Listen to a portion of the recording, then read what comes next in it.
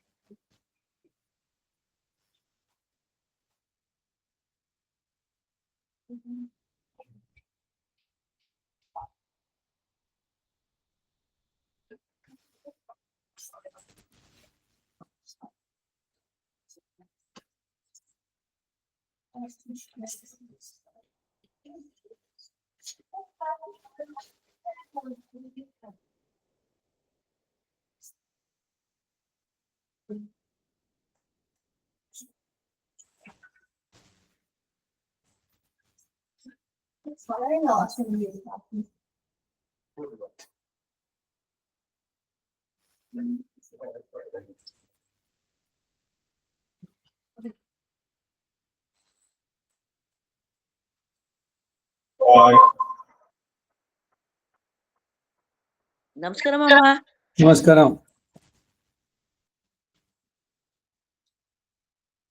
ಇದು ಬಿಸಾಟುಡ್ಲ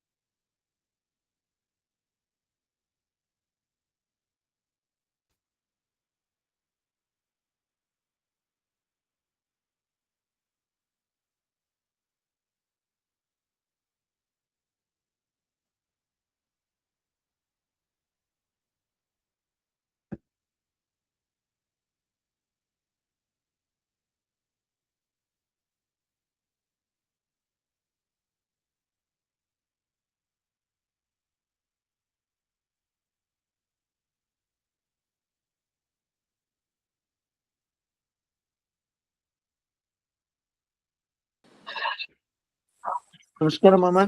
ನಮಸ್ಕಾರ.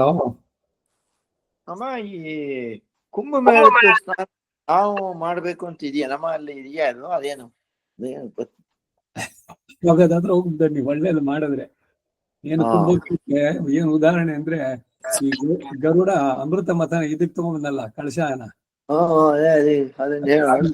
ಬಿಡ್ಸೋಕೆ ಬಂದಾಗ 4 ಕಡೆ 4 ಹನಿ ಬಿತ್ತಂತೆ. ಸೊ ಅದಕ್ಕಾಗಿ ಆ ಸಂದರ್ಭಗಳು ಕುಂಭ ಅನ್ಸವಾಗಿರೋದು. ನಾಸಿಕ್ ಹತ್ರ ಒಂದಾಗತ್ತೆ, ಅಲ್ಲಿ ಅಯೋಧ್ಯೆ ಈ ಸ್ಥಳಗಳಲ್ಲಿ. ಅದೇ ಅಂದ್ರೆ ಬೆಳಗ್ಗೆ ಸ್ನಾನ ಮಾಡ್ಬೇಕಾದ್ರೆ ಆಗಮರ್ಶನ ಆಗ್ತೀವಲ್ಲ, ಅವಾಗ್ಲೇ ತ್ರಿವೇಣಿ ಸಂಗಮದ ಸ್ನಾನ ಸಾನ್ನಿಧ್ಯಂ ಕುರು ಅಂತ ಆ ತ್ರಿವೇಣಿ ಸಂಘದ ಗಂಗೆನೋ ಪ್ರಾರ್ಥನೆ ಮಾಡೋದಾಯ್ತು.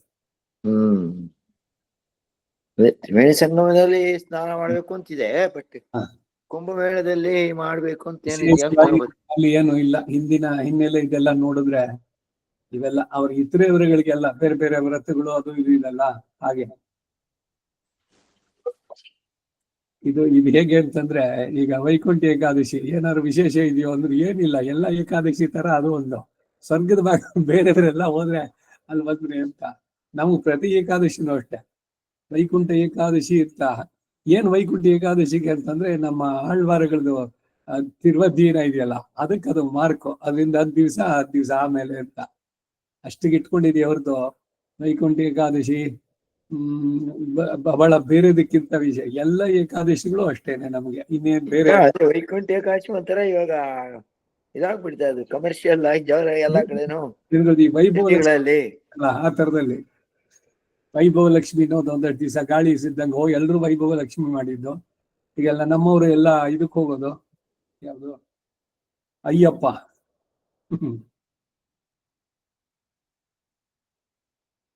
ಕಪ್ಪು ಇದ್ರದನ್ನ ಧರಿಸಿ ವಸ್ತ್ರನೂ ಧರಿಸ್ಕೊಂಡು ಅಯ್ಯಪ್ಪನ ಇದಕ್ಕೆ ಅದೇನೋ ಇನ್ಸ್ಟಿಟ್ಯೂಷನ್ ಅದನ್ನ ತಗೊಂಡು ನ್ಯಾಯವಾಗಿ ನಮ್ಮವರಿಗೆ ಅದೇನಿಲ್ಲ, ಅದು ಹಾಗೆ ಇಲ್ಲ ಬೇರೆ ಈಗಲೂ ನಮ್ಮವರು ಕೂಡ ಶುರು ಮಾಡ್ಕೊಂಡಿದ್ದಾರೆ ಅಂತೆ. There are so many people ಇದಕ್ಕೆ ಹೋಗ್ಬಿಟ್ಟು ಬರ್ತೀವಿ ಶಬರಿಮಲೆಗೆ ಅಂತ. ಶಬರಿಮಲೆ ನಾವೇನ್ ನಿಂದಿಸೋಲ್ಲ, ಅದು ಅವರುಗಳಿಗೆ ಅಷ್ಟೇ, ಬೇಕಿಲ್ಲ ಅಷ್ಟೇ.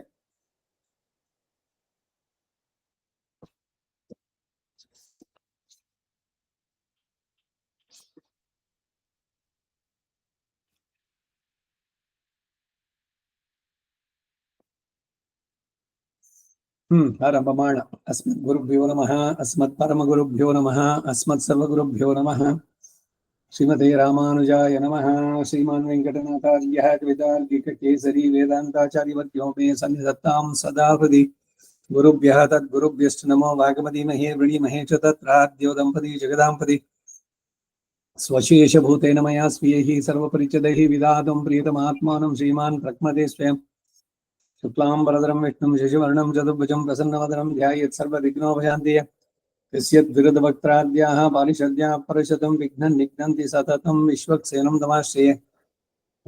रामानुजदया पात्रं ज्ञानवैराग्यभूषणं श्रीमद्वेङ्कटनाथार्यं वन्दे वेदान्तदेशिकं लक्ष्मीनाथसमारम्भां नाथयामुनमध्यमाम् अस्मदाचार्यपर्यन्तां वन्दे गुरुपरम्पराम्।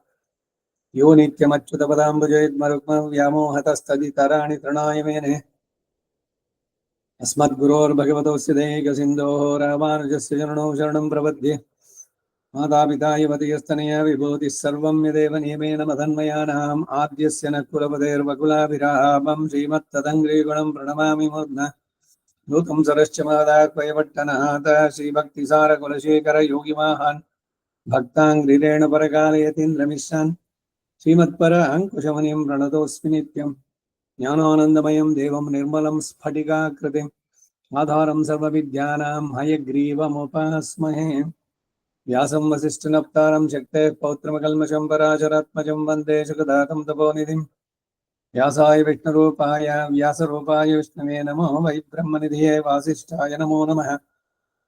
अविकाराय शुद्धाय नित्याय परमात्मने सदैकरूपरूपाय विष्णवे सर्वजिष्णवे सम्यज्ञाय कलापेन महता भारतेन च उपब्रह्मितवेदाय नमो व्यासाय विष्णवे। मुनिं स्निग्धां बुधाभासं वेदव्यासमकल्मषं वेदव्यासं सरस्वत्यां वासं व्यासं नमाम्यहम्। आचतुर्वदनो ब्रह्मा द्विबाहुरपरो हरिः अपाललोचन शम्भो भगवान् बादरायणः। कृष्णं कमलपत्राक्षं पुण्यश्रवणकीर्तनं वासुदेवं जगद्योनिं नौमि नारायणं हरिम्। कृष्णाय यादवेन्द्राय ज्ञानमुद्राय योगिने नाथाय रुक्मिणीशाय नमो वेदान्तवेदिने। सारथ्यमर्जुनस्याजौ कुर्वन् गीतामृतं ददवलोकत्रयोपकाराय तस्मै कृष्णात्मने नमः। सर्वोपनिषदो गावः दोग्धा गोपालनन्दनः पार्थो वत्सः सुधीर्भोक्ता दुग्धं गीतामृतं महत्। मलनिर्मोचनं पुंसां जलस्नानं दिने दिने सगद्गीताम्बसि स्नानं संसारमलमोचनं। गीता सुगीता कर्तव्या किमन्यैः शास्त्रविस्तरैः या स्वयं पद्मनाभस्य मुखपद्मात् विनिसृताः। सर्वशास्त्रमयी गीता सर्वदेवमयो हरिः सर्वतीर्थमयी गंगा सर्वधर्ममयो मनः।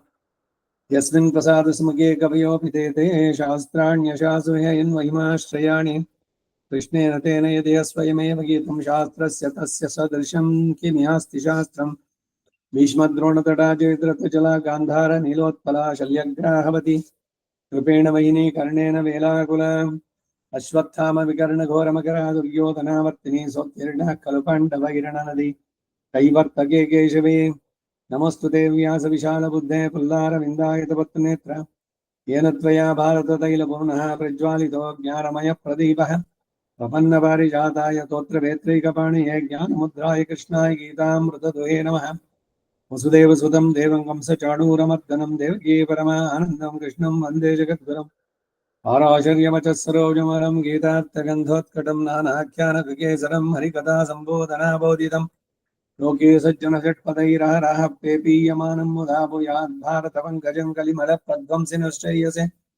मूकं करोति वाचालं पङ्गुं लङ्घयते गिरिं यत्कृपातमहं वन्दे परमानन्दमाधवम्। यं ब्रह्मा वरुणेन्द्रवृद्धमरुतस्तुन्वन्ति दिव्यैस्तवैः वेदैः साङ्गपदक्रमोपनिषदैः गायन्ति यं सामगाः। ध्यानावस्थिततद्गतेन मनसा पश्यन्ति यं योगिनो यस्यान्तं न विदुःसुरासुरगणः। देवाय तस्मै नमः।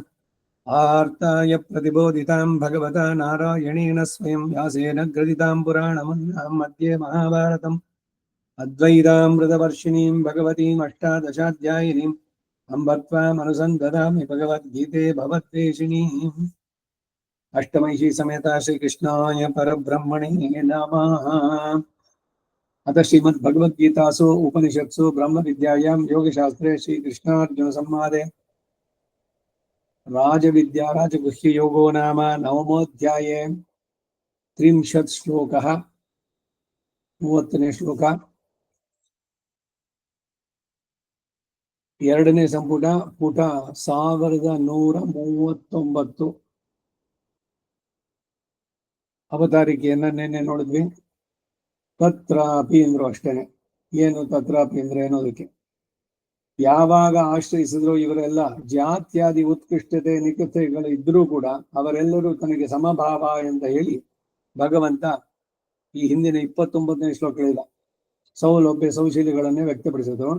ತತ್ರಾಪಿ ಅದರಲ್ಲೂ ಹಾಗೆ ಆಶ್ರಯಿಸಿದವರಲ್ಲಿ ಮಹತ್ತಾದ ಪಾಪಿಯಾಗಿದ್ದವನೊಬ್ಬನು ಆಶ್ರಯಿಸಿದ್ರೆ ಅಂಥವನಲ್ಲೂ ಸಮಭಾವವೇ, ಆತನು ಸಾಧುವೆ, ಅವನು ಪರಮ ಗ್ರಾಹ್ಯನೇ, ಇದು ಸರಿನೇ ಅಂತಂದ್ರೆ ಸರಿ ಅಂತಂದ್ಬಿಟ್ಟು ಸಕಾರಣವಾಗಿ ತಿಳಿಸ್ತಾ ಇದ್ದಾರೆ ಈ ಮುಂದಿನ ಶ್ಲೋಕದಲ್ಲಿ.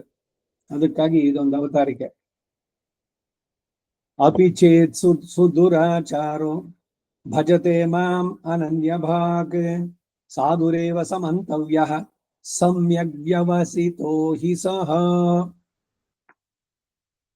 ಭಗವಂತನ ಔದಾರ್ಯ ಎಷ್ಟು ಅಂತಂದ್ರಿದೆ. ಅದಕ್ಕಾಗಿ ನಾವು ಕೂಡಾರವೆಲ್ಲಂ ಶ್ರೀ ಗೋವಿಂದ ಅಂದ್ರು. ಸೇರದೆ ಇರೋರನ್ನು ಸೇರಿಸ್ಕೊಳ್ಳುವಂತಹ ಔದಾರ್ಯ. ತಪ್ಪು ಮಾಡಿದವರು ಸರಿ ಅವ್ರು ಬೇಡ ಹತ್ರ ಬರೋದು, ಅವರು ನಿತ್ಯ ನಾರಕಿಗಳು, ನಿತ್ಯ ಸಂಸಾರಿಗಳು, ಈ ಮಾತುಗಳನ್ನ ಉಪಯೋಗಿಸೋದಿಲ್ಲ. ಸಾಮಾನ್ಯರು ಹೇಳ್ತಾರೆ ಎಲ್ರಿಗೂ ಅವಕಾಶ, ಏನು ತಪ್ಪು ಮಾಡಿದ್ರು ಆಯ್ತು, ಆದ್ರೆ ಅವ್ರಿಗೂ ಅವಕಾಶ ಬೇಕು. ಅದಕ್ಕಾಗೇನೆ ಅವನು ಶರಣಾಗತಿ ಇದ್ ಮಾಡ್ಬೇಕಾದ್ರೆ ಯದಿವ ರಾವಣ ಸ್ವಯಂ ಅನ್ನು ವಿಭೀಷಣ ಬಂದ ಅಂತ ಯಾಕೋ ಸುಗ್ರೀವ ಹೇಳ್ತೀಯ. ಒಂದ್ ವೇಳೆ ಅವನು ರಾವಣನೇ ಏನಾದ್ರು ಒಂದ್ ವೇಳೆ ಬಂದಿದ್ರೆ ಹೋಗಿರೋದೇ ಯುದ್ಧ ಮಾಡೋಕೆ, ಸೇತುವೆ ಕಟ್ಟಿ ಸಮುದ್ರಕ್ಕೆ ಅಲ್ಲಿಂದ ಲಂಘನ, ಸೇತು ಇದು ಮಾಡಿಕೊಂಡು ಸೇತು ಬಂಧನ ಮಾಡಿ ಆ ಕಡೆ ಎಲ್ಲ ಇವರುಗಳೆಲ್ಲ ಕರ್ಕೊಂಡು ಬಂದು ಇವಾಗ ಅವನು ಬಂದ್ಬಿಟ್ಟು ಸಾರಿ ಅಂತ ಅಂದ್ಬಿಟ್ರೆ ಆಯ್ತು ಹೋಗ್ಲಿ ಬಿಡು ಅಂತ ಅನ್ನೋದೇ, ಅವನು ಪನಿಷ್ಮೆಂಟ್ ಬೇಡವೆ, ಇದು ಸಾಮಾನ್ಯವಾಗಿ ಬರುವಂತಹದ್ದು. ಒಂದು ವೇಳೆ ಅಷ್ಟೇ ತೀವ್ರವಾದವನು ಮಹಾ ಅಪರಾಧಿ ಅನ್ನೋದು ಸಾಬೀತಾಗಿದೆ, ಹಾಗಿದ್ರು ಕೂಡ ಅವನನ್ನು ನಾನು ಅಕ್ಸೆಪ್ಟ್ ಮಾಡ್ತೀನಿ, ಅವನು ಒಂದ್ ವೇಳೆ ನನ್ನಲ್ಲಿ ಶರಣಾದರೆ ಅಂತ. ಇದು ಭಗವಂತನ ಔದಾರ್ಯವನ್ನು ತಿಳಿಸೋದಕ್ಕೆ ಈ ಮೂಲಕ್ಕೆ ಅರ್ಥ. ಈಗ ಹಿಂದೆ ಜಾತ್ಯಾದಿ ಉತ್ಕೃಷ್ಟತೆ ನಿಕೃಷ್ಟತೆಗಳು ಒಂದನ್ನು ಪರಿಗಣಿಸದೆ ಆಶ್ರಿತರಾದ ಸರ್ವ ಭಕ್ತರನ್ನು ಅನುಗ್ರಹಿಸ್ತೇನೆ ಅಂತ ಶ್ರೀಕೃಷ್ಣ ಭಗವಾನ್ ಹೇಳಿದ್ರು. ಆಶ್ರಯಿಸಿದ ಮಹರ್ಷಿಗಳೆಲ್ಲ ಗ್ರಾಹ್ಯರು ಅಂಬೋದೇನೋ ಸರಿ, ಯಾರ್ಯಾರು ಆಶ್ರಯಿಸಿದ್ರು ಮಹರ್ಷಿಗಳು ಭಕ್ತರು.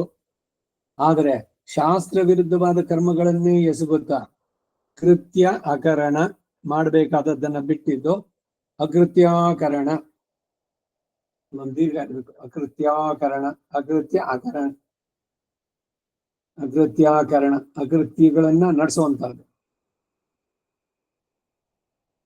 ಈ ದೋಷಗಳಿಗೆಲ್ಲ ಗುರಿಯಾದವನು ರಾಮಾನುಜರು ಪ್ರಧಾನವಾಗಿ 2 ರೀತಿಯ ತಪ್ಪುಗಳನ್ನ ನಾವು ಮಾಡ್ತೇವೆ ಅಂದ್ರು. ಒಂದು, ಮಾಡಬೇಕಾದದ್ದನ್ನ ಬಿಟ್ಟಿದ್ದು ಮಾಡಬಾರದನ್ನು ಮಾಡುವಂತಹದ್ದು, ಇದೆ ಕೃತ್ಯಾಕರಣ. ಕೃತ್ಯ ವಿವೇಕ ಅಂದ್ರೂ ಇದೆ. ಯಾವುದು ಕೃತ್ಯ ಯಾವುದು ಅಕೃತ್ಯ ಅನ್ನೋ ವಿವೇಕ ಇರಬೇಕು.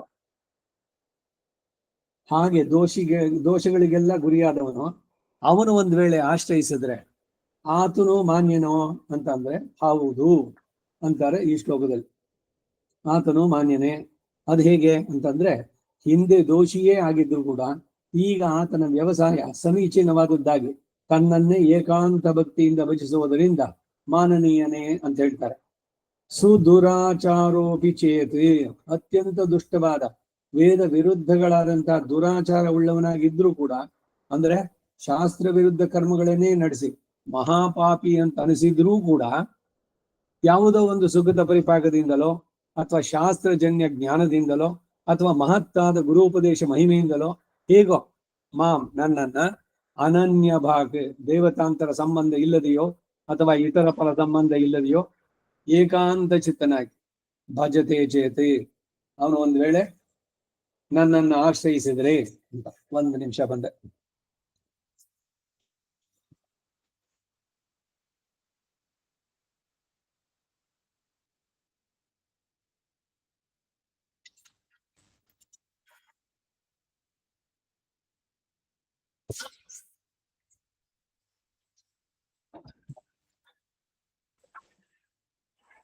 ಅಧ್ಯಾತ್ಮದ ಇದರಲ್ಲಿ ಔದಾರ್ಯತೆಯಲ್ಲಿ ಎಷ್ಟೇ ಪಾಪಗಳು ಇದು ಮಾಡಿದ್ರು ಕೂಡ ಅಯ್ಯಯ್ಯೋ ಅವ್ರಿಗೆಲ್ಲ ಇಲ್ಲ ಅಂತ. ಇದಕ್ಕೊಂದು ಉದಾಹರಣೆ ಇವಾಗ ಹೇಳ್ತಾ ಇದ್ದೀನಿ. ಏನು ಅಂದ್ರೆ, ನಾಡಿದ್ದಿಂದ ಒಂದು ಆರಾಧನಾ ವರ್ಕ್ಶಾಪ್ ಅಂತ. ಏನಿದು ವರ್ಕ್ಶಾಪ್, ಮೆಕ್ಯಾನಿಕ್ ಇದು ಅಂತ ಅಂದ್ರೆ, ಇಲ್ಲಿ ಡೆಮಾನ್ಸ್ಟ್ರೇಷನ್ ಇದೆ, ಎಲ್ಲ ಏನೇನ್ ಮಾಡ್ಬೇಕು ಅನ್ನೋದನ್ನೆಲ್ಲ ಹೇಳೋದಿದೆ. ಹಾಗೆ 7 ಗಂಟೆಯಿಂದ 8 ಗಂಟೆಗೆ ಭಗವದ್ ಆರಾಧನೆಗೆ ಎಲ್ರಿಗೂ ಒಂದು ಮೆಸೇಜ್ ಇದನ್ನೆಲ್ಲ ಹಾಕಿತ್ತು. ಅದ್ರಲ್ಲಿ ಏನು ಕಂಡೀಷನ್ನು, ತ್ರಿಕಾಲ ಸಂಧ್ಯಾವನೆ ಮಾಡ್ತಿರ್ಬೇಕು, ಸಮಾಶ್ರಯಣ ಆಗಿರ್ಬೇಕು ಅಂತವರಿಗೆ ಇದಕ್ಕೆ ಅಂತ. ಸೊ ಇದು ಇಲ್ಲ, ಅಯ್ಯೋ ಇವಾಗ ಸಂಧ್ಯಾವನೆ ಒಂದ್ಸಲಿ ಮಾಡ್ತಾ ಇದ್ದೀವಿ ಅಥವಾ 2 ಸಲ ಮಾಡ್ತಿದ್ದೀವಿ, ಈ ಸಲ ಏನ್ ಮಾರ್ಜಿನ್ ಅಂದ್ರೆ ಅಂತವ್ರು ಕೂಡ ಬೇಕಾದ್ರೂ ಇಷ್ಟ ಇದ್ರೆ ಸೇರ್ಕೋಬಹುದು. ಸಮಾಶ್ರಯಣ ಆಗದೆ ಇರೋರು ಸೇರ್ಬಹುದು. ಸೇರಿದೇನು ಅಂದ್ರೆ, ಈ 8 ದಿವಸದ ಇದರಲ್ಲಿ 1 ದಿವಸ ಡೆಮಾನ್ಸ್ಟ್ರೇಷನ್ ಇದೆ, ಎಲ್ಲದನ್ನ ನೋಡ್ಕೊಳ್ಳಿ. ಆದಷ್ಟು ಬೇಗ ಒಂದು ಸಮಾಶ್ರಯಣ ಮಾಡಿಸ್ಕೊಳ್ಳಿ. ಸಮಾಶ್ರಯಣ ಆದ್ಮೇಲೆ ನೀವು ಮಾಡುವಂತ ಆರಾಧನೆ ಭಗವಂತನಿಗೆ ಖಂಡಿತ ಅದು ಪ್ರೀತಿಯಾಗತ್ತೆ ಅಂತ. ಇದು ಒಂದು ಶಿಷ್ಟಾಚಾರ ಸಂಪ್ರದಾಯ ಅದು ಬಂದಿರೋದು. ಸಾಲಿಗ್ರಾಮವನ್ನು ಮುಟ್ಟೋದಕ್ಕೆ ಯೋಗ್ಯತೆ ಬರೋದೇ ಸಮಾಶ್ರಯಣ ಆದ್ಮೇಲೆ ಪುರುಷನಿಗೆ. ಸ್ತ್ರೀಯರಿಗೆ ಸಾಲಿಗ್ರಾಮದ ಪೂಜೆ ಇಲ್ಲ.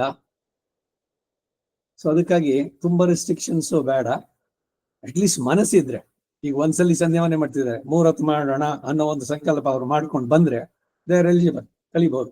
ಮತ್ತೆ ಸಮಾಶ್ರಯಣಕ್ಕೆ ಸಾಮಾನ್ಯವಾಗಿರೋ ಧೋರಣೆ ಏನೋ, ಶ್ರೀರಂಗದಲ್ಲೋ ಇದ್ದಾರೆ, ಇಲ್ಲ ಮೈಸೂರಿನಲ್ಲಿ ಇದ್ದಾರೆ, ಅವ್ರು ಇಲ್ಲಿ ಬರ್ಲಿ ಬೆಂಗಳೂರಿಗೆ, ಬಂದಾಗ ಮಾಡಿಸ್ಕೊಂಡ್ರಾಯ್ತು, ಈ ರೀತಿ ಹೋಗ್ಲಿ, ಅದಕ್ಕೂ ಆಯ್ತು.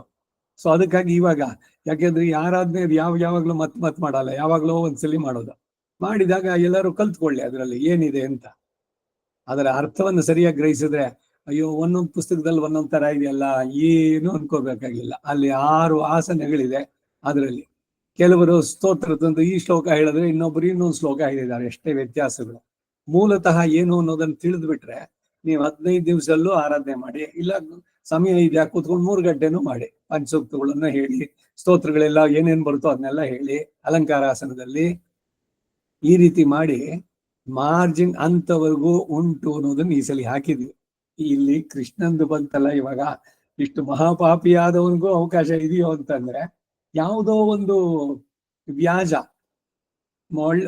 ಇದಕ್ಕೆ ಬುದ್ಧಿವಂತನಿಗೆ ಮಾತಿನ ಇದು, ಗಡ್ಡನಿಗೆ ದೊಣ್ಣೆ ಪೆಟ್ಟು ಅನ್ನೋ ಗಾದೆ ಇದೆಯಲ್ಲ, ಹಾಗೆ ಏನೋ ಒಂದು ಘಟನೆ ಅವರುಗಳಿಗೆ ಅದು ಭಗವಂತನ ಕಡೆಗೆ ಅವ್ರನ್ನ ಕರ್ತಂದಿದೆ.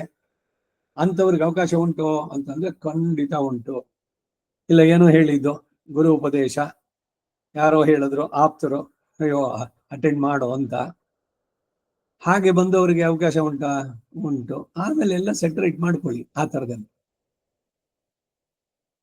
ಮಹತ್ತಾದ ಗುರುಪದೇಶ ಮಹಿಮೆಯಿಂದಲೋ ಹೇಗೋ ನನ್ನನ್ನ ಅನನ್ಯ ಭಾಕ್ ದೇವತಾಂತರ ಸಂಬಂಧ ಇಲ್ಲ ಎಂದು ಅಥವಾ ಇತರ ಫಲ ಸಂಬಂಧ ಇಲ್ಲದಿ ಏಕಾಂತ ಚಿತ್ತನಾಗಿ ಭಜತೆ ಚೇತ್, ಭಕ್ತಿ ಯೋಗ ಮೂಲಕವಾಗ್ಲಿ ಅಥವಾ ಭರನ್ಯಾಸ ಮೂಲಕವಾಗಿ ನನ್ನನ್ನು ಆಶ್ರಯಿಸಿದ್ದೆ ಆದ್ರೆ ಅಂತಹ ಪಾಪಿಯು ಕೂಡ ಸಾಧುರೇವ, ನಮ್ಮ ಅನುಗ್ರಹಕ್ಕೆ ಪರಮ ಯೋಗ್ಯನೇ ಸರಿ.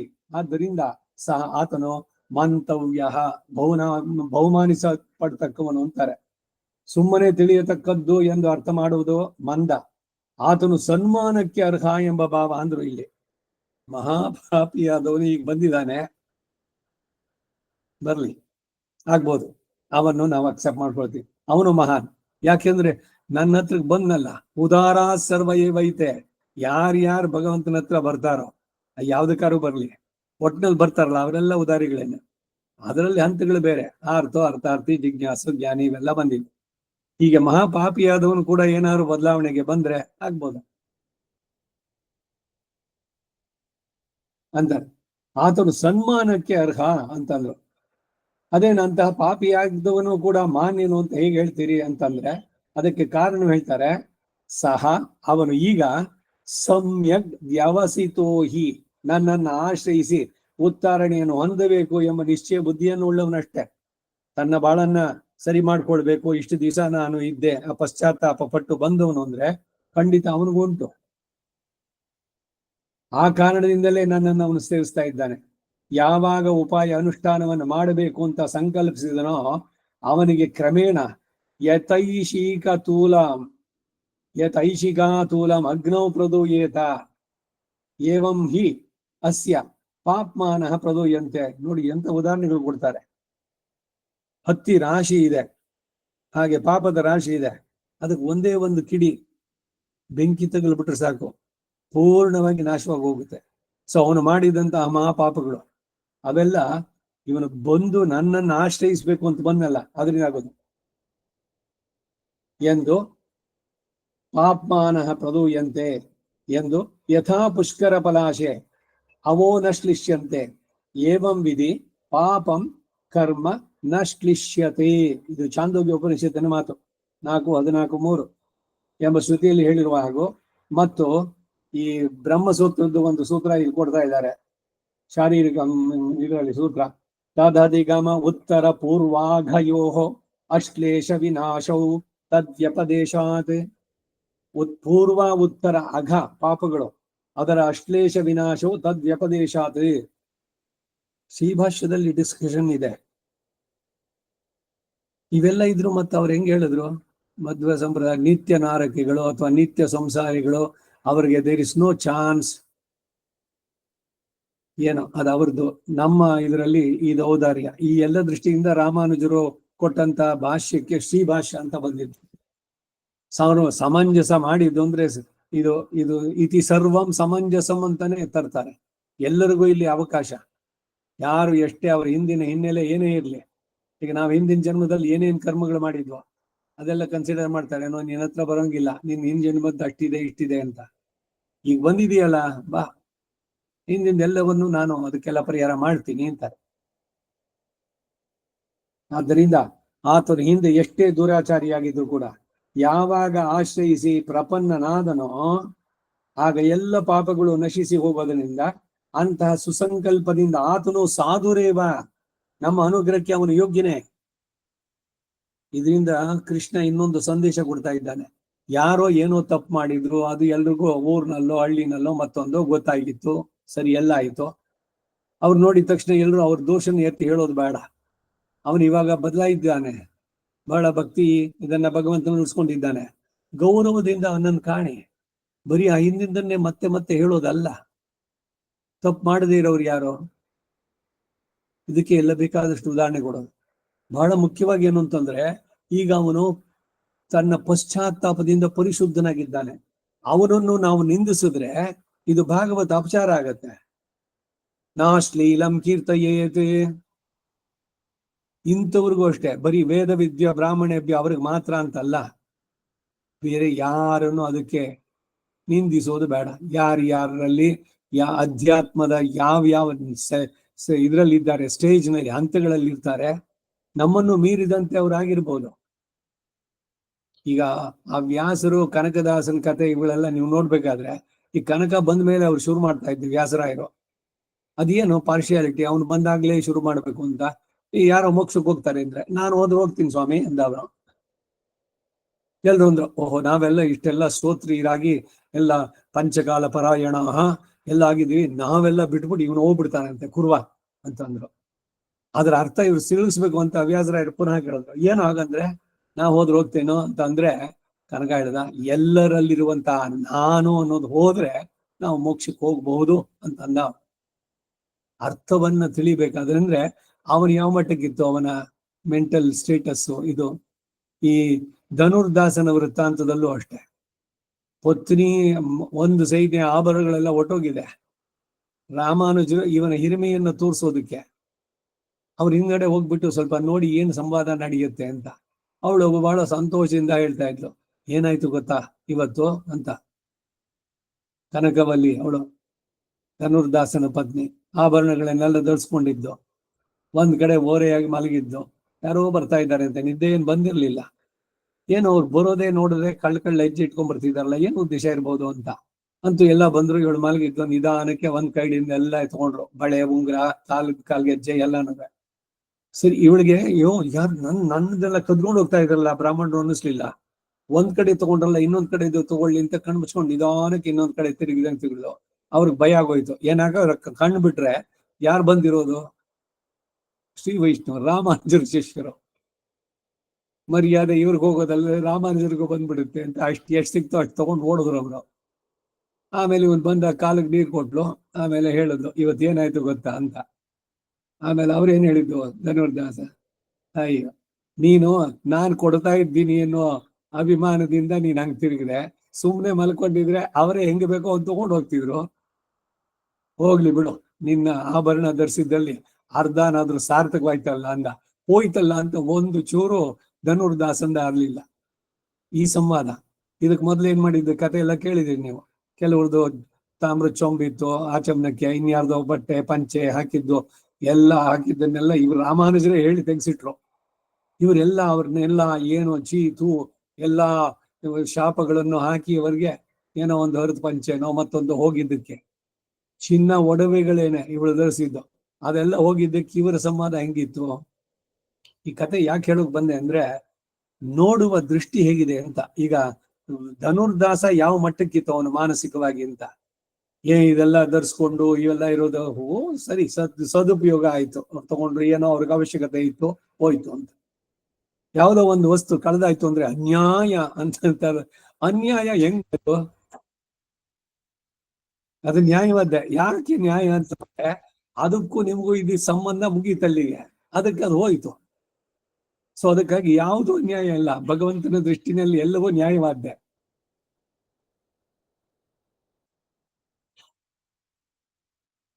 ಪತ್ನಿ, ಪುತ್ರ, ಆಮೇಲೆ ವಿತ್ತ, ಹಣ, ಇವೆಲ್ಲವೂ ಋಣಾನುಬಂಧ ರೂಪೇಣ ಪಶು, ಪತ್ನಿ, ಸುತ, ಆಲಯ.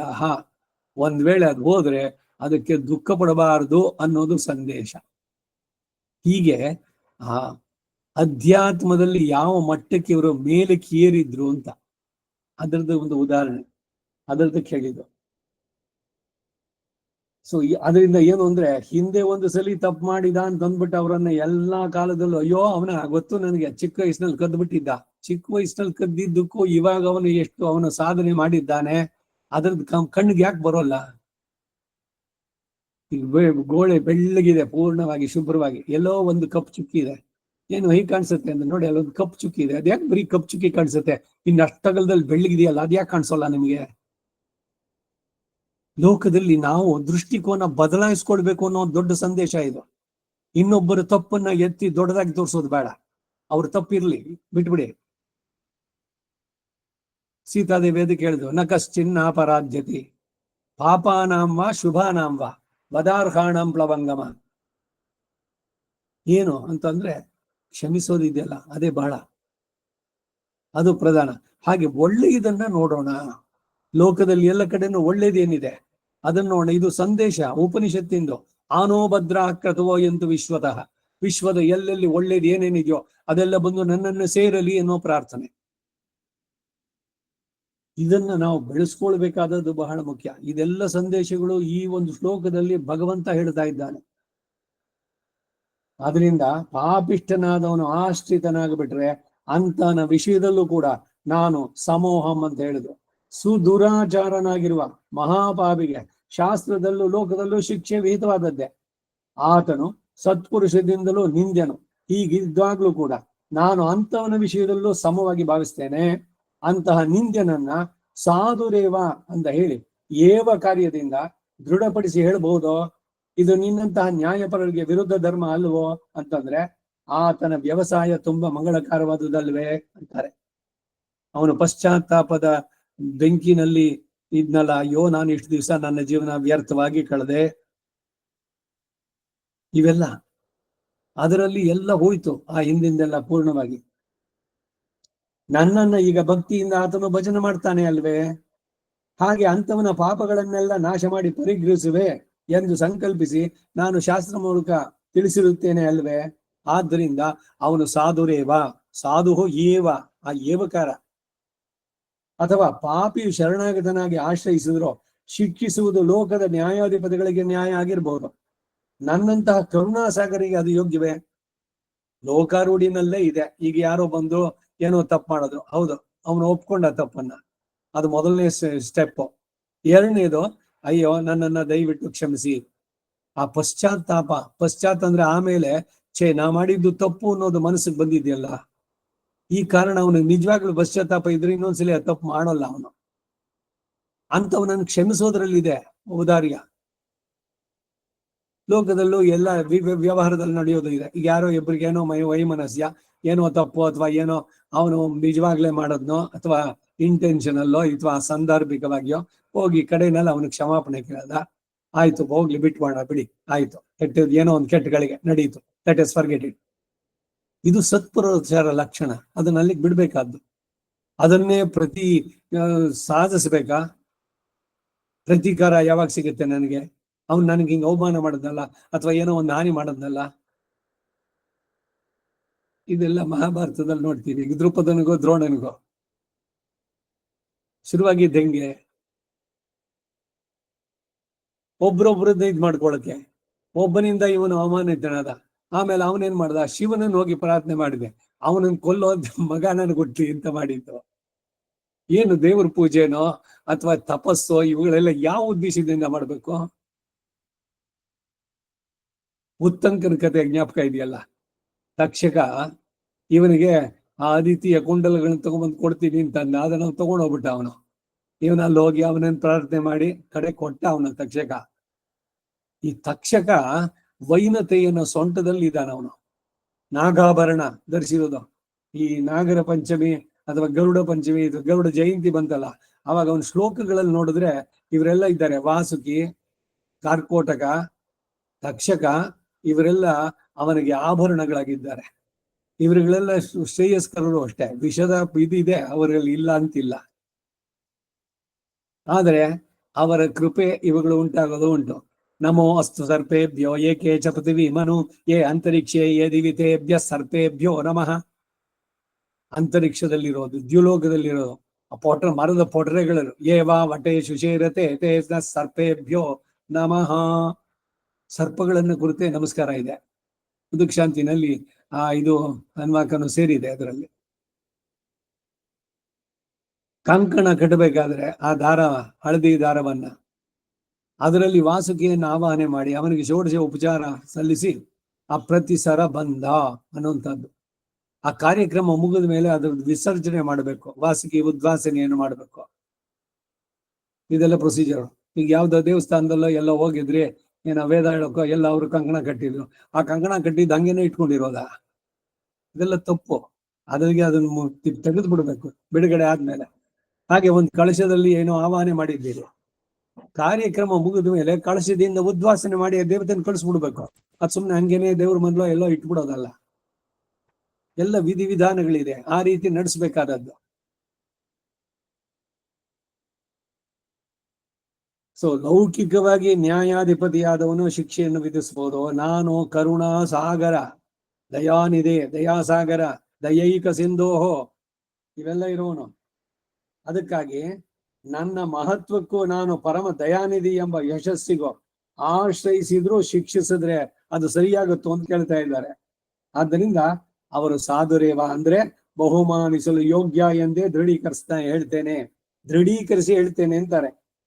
ನಾನು ಹಾಗೆ ಪೂರ್ವ ದುರಾಚಾರಗಳನ್ನ ಬಿಟ್ಟು ಸನ್ಮಾರ್ಗವನ್ನ ಅವಲಂಬಿಸಿ ತನ್ನನ್ನು ಆಶ್ರಯಿಸಿದ್ರೆ ತನಗೆ ಮುಂದಕ್ಕೆ ಸಂಪೂರ್ಣ ಸುಖ ಉಂಟು ಎಂಬ ನಂಬಿಕೆಯನ್ನು ಹುಟ್ಟಿಸಿ ಅಂಥವನನ್ನ ನಾನು ಸನ್ಮಾನಿಸದೆ ಹೋದ್ರೆ ಆಮೇಲೆ ಪಾಪ ಕೃತ್ಯದಲ್ಲಿ ಅವನು ಪ್ರವರ್ತಿಸಿದವನು ಯಾವನು ನನ್ನನ್ನು ಆಶ್ರಯಿಸೋದೇ ಇಲ್ಲ. ನೋಡಿ, ಇದೇ ಡಿಫರೆನ್ಸ್. ಈಗ ರಾಮಾನುಜರು ಎಲ್ರಿಗೂ ಮೋಕ್ಷಕ್ಕೆ ಅವಕಾಶ ಇದೆ ಅಂದ್ರು. ಈ ಮಧ್ವರ ಇದರಲ್ಲಿ ಭಾಷೆದಲ್ಲಿ ಅವರು ಹೇಳಿದ್ರು, ಇವರು ನಿತ್ಯ ನಾರಕಿಗಳು, ಹುಟ್ಟುತ್ತಾರೆ ಸಾಯ್ತಾರೆ, ಇಲ್ಲೇ ನಿತ್ಯ ಸಂಸಾರಿಗಳು ಅಂತ. ಈಗ ಹೇಳ್ಬಿಟ್ರೆ ಯಾರು ಪ್ರಯತ್ನ ಮಾಡ್ತಾರೇನು? ಅಯ್ಯೋ ನಾವೆಲ್ಲ ನಿತ್ಯ ಸಂಸಾರಿಗಳು, ನಮ್ಗೆ ಇದೆಲ್ಲ ಯಾಕೆ ಬೇಕು, ನಮ್ಗಂತೂ ಮೋಕ್ಷಕ್ಕೆ ಹೋಗೋ ಚಾನ್ಸ್ ಇಲ್ಲ. ಸೊ ಅಟ್ಲೀಸ್ಟ್ ನಾವು ಇಲ್ಲಿರ್ಬೇಕಾದ್ರೆ ಚೆನ್ನಾಗಿರ್ತೀವಿ, ನಾವು ವಿಮರ್ಶನೆ ಮಾಡ್ತೀವಿ, ತಲೆನೇ ಹೊಡಿತೀವಿ, ನಮ್ಗೆ ಬೇಡ ಒಳ್ಳೇದೆಲ್ಲ ನೀವು ಇಟ್ಕೊಳ್ಳಿ, ನಿಮ್ಮ ಧರ್ಮಶಾಸ್ತ್ರ ಏನೇನಿದೆಯೋ ಅದೆಲ್ಲ ನೀವು ಇಟ್ಕೊಳ್ಳಿ, ನಾವು ನಾರಕಿಗಳು ಅಂತಂದ್ಬಿಟ್ಟಂದ್ರೆ ಅವ್ರಿಗೇನು ಹೇಳ್ತೀರಿ? ಹಾಗೆ ಹೇಳೋದು ಸರಿನೋ ಅಂತ ಅವ್ರಿಗೂ ಅವಕಾಶ ಇರ್ಬೇಕಲ್ಲ. ಪಶ್ಚಾತ್ತಾಪ ಅನ್ನೋದು ಅದೇ ಪ್ರಬಲವಾದದ್ದು ಅಂತ ಹೇಳೋದು ಅದಕ್ಕಾಗಿನೇ. ಈಗ ಅಜಮಿಳೋಪಾಖ್ಯಾನದಲ್ಲಿ ಬರೋದು ಮುಖ್ಯ. ಅವನು ಪಶ್ಚಾತ್ತಾಪ ಪಟ್ಟ. ಇವರಿಬ್ಬರು ಸಂವಾದ ಕೇಳಿ, ವಿಷ್ಣು ದೂತರಿಗೂ ಯಮದೂತರಿಗೂ ನಡೆದ ಸಂವಾದ ಅವನು ನೋಡಿದ್ದು ಅಷ್ಟೇ ಆ ಕಡೆನಲ್ಲಿ. ಮುಂದಕ್ಕೆ ಏನ್ ಮಾಡದ, ಪಶ್ಚಾತ್ತಾಪದಿಂದ ಎಲ್ಲವನ್ನು ಆ ಕ್ಷಣ ಬಿಟ್ಟು ಆ ಚಂಡಾಲ ಸ್ತ್ರೀ ಜೊತೆಗೆ ಅವಳಿಂದ ಉಂಟಾದ ಸಂತಾನ, ಮೊದಲಿನ ಸಂಸಾರ ಎಲ್ಲದನ್ನು ತ್ಯಜಿಸಿ ನೇರವಾಗಿ ಹರಿದ್ವಾರಕ್ಕೆ ಹೋಗಿ ಶುದ್ಧಿಯನ್ನು ಮಾಡಿಕೊಂಡು ಆಮೇಲೆ ಉದ್ಧಾರ ಆದ. ಬರೀ ನಾರಾಯಣ ಅಂದ್ಬಿಟ್ಟ ಆ ಕಡೆನಲ್ಲಿ ಅವಂಗಾಗ್ಬಿಡ್ತು. ಅದಕ್ಕೆ ನಾವು ಹಾಗೆ ಮಾಡೋಣ, ಪ್ರಾಣ ಇನ್ನೇನು ಹೋಗುತ್ತೆ, ಮೇಲಿಸ್ ಬರ್ತಾಳ, ಅವಾಗ ನಾರಾಯಣ ಅಂತ ಒಂದ್ಸಲ ಎನ್ಬೋಣ, ಬಂದ್ಬಿಡುತ್ತ ಕಡೆನಲ್ಲಿ. ಪ್ರತಿದಿನ ಮಾಡದೆ ಇದ್ರೆ ಕಡೆನಲ್ಲಿ ಅದು ಸಿಗುತ್ತೇನು? ಈ ಪ್ರಾರ್ಥನೆಗಳು ಆಳ್ವಾರಿಸೋದೆ. ಅದಕ್ಕೆ ಮಮ ಅಂತಿಮ ಪ್ರಯಾಣಿ, ಈ ಶರೀರವನ್ನ ಬಿಡುವಂತ ಇದ್ರಲ್ಲಿ ನಿನ್ನ ಇದು ನೆನಪು ಉಂಟಾಗುವಂತೆ ಮಾಡೋ, ಅಂತ್ಯಕಾಲದಲ್ಲಿ ನಿನ್ನ ಚಿಂತಿಸೋ ಹಾಗೆ ನಾರಾಯಣ ನಿನ್ನ ನಾಮದ ಸ್ಮರಣೆಯ. ದಾಸರಾಡಿದ್ರು ಅಷ್ಟೇ, ಇವರುಗಳಾಡಿದ್ರು ಅಷ್ಟೇ, ಎಲ್ಲದರಲ್ಲೂ ಕೂಡ.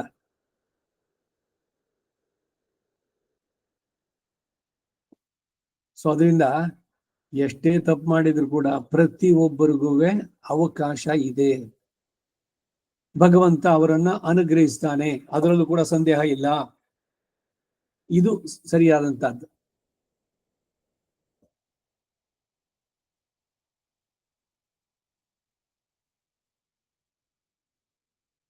ನಾವೆಲ್ಲ ತಪ್ಪು ಮಾಡಿದವರು, ನಮಗೆಲ್ಲ ಎಲ್ಲಿ ಅವನ ಗಾಂಧಿ ಬಿಡೋ ಕಣೋ ಅವನು, ನಾವೆಲ್ಲ ಹಂಗಿರಕ್ಕಾಗತ್ತಾ?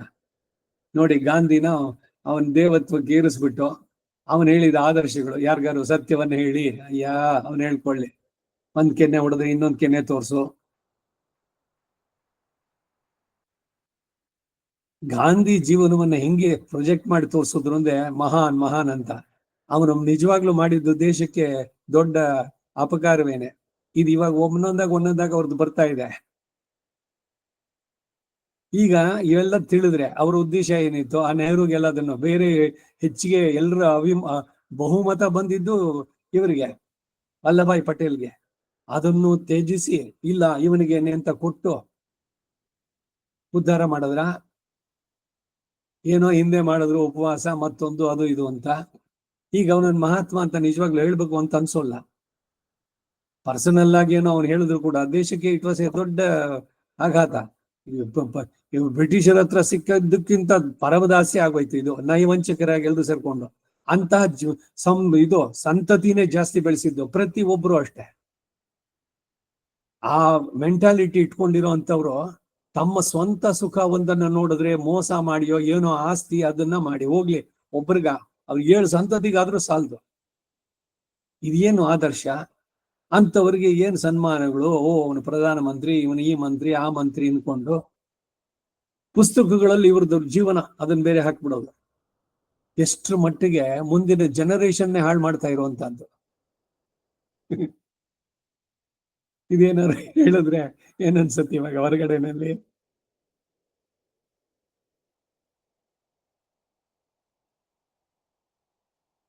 ಅದರಿಂದ ಲೋಕದಲ್ಲಿ ಪಾಪಕೃತ್ಯದ ಪ್ರಾಬಲ್ಯ ಉಂಟಾಗಿ ಲೋಕನಾಶಕ್ಕೆ ನಾನೇ ಕಾರಣವಾಗ್ತೀನಿ if I don't accept them ಅಂತ ಹೇಳ್ತಾ ಇದ್ದಾರೆ. ಎಷ್ಟು ವಿಷಯಗಳು ನೋಡಿ.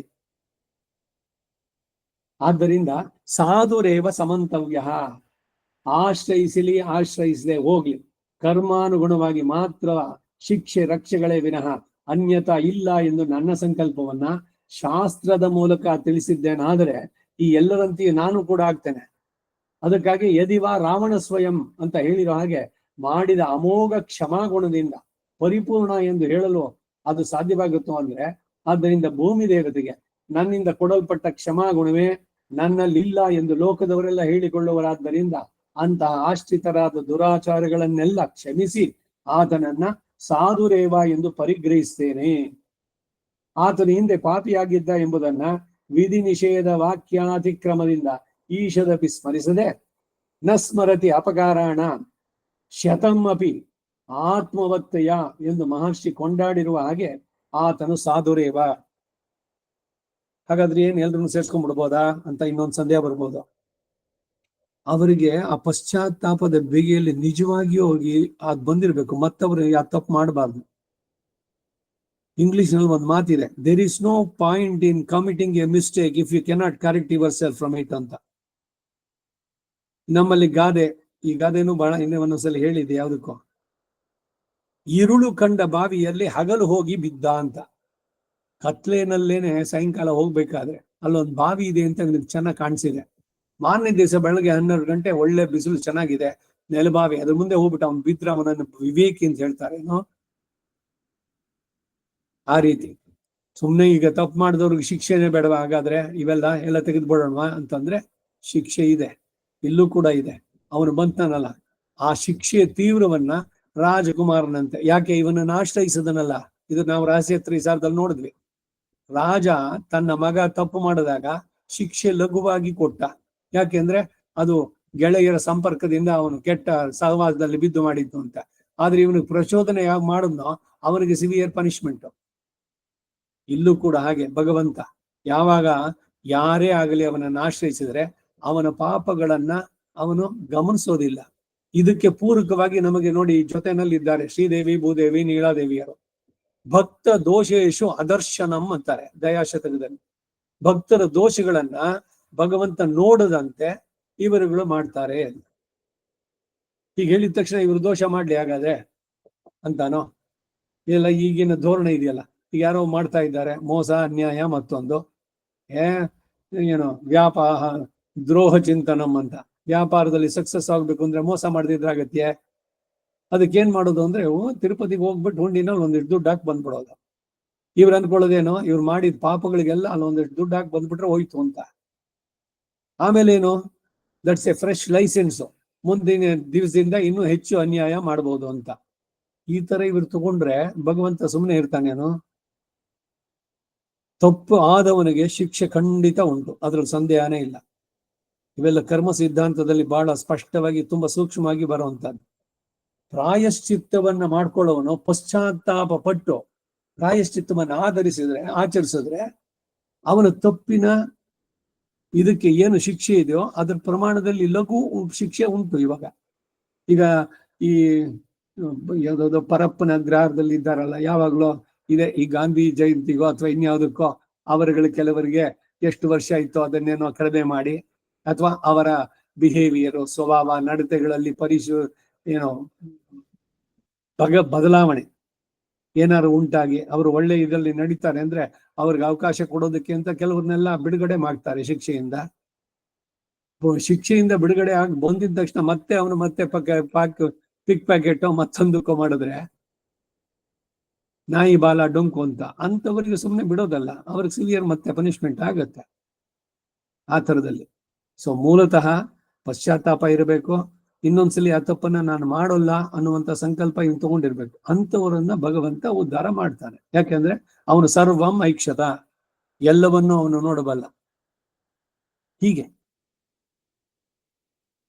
ಈ ಎಲ್ಲ ಕಾರಣದಿಂದ ಅವನ ದುರಾಚಾರಗಳನ್ನು ಕ್ಷಮಿಸಿ ಆತನನ್ನ ಸಾಧುರೇವ ಎಂದು ಪರಿಗ್ರಹಿಸ್ತೇನೆ.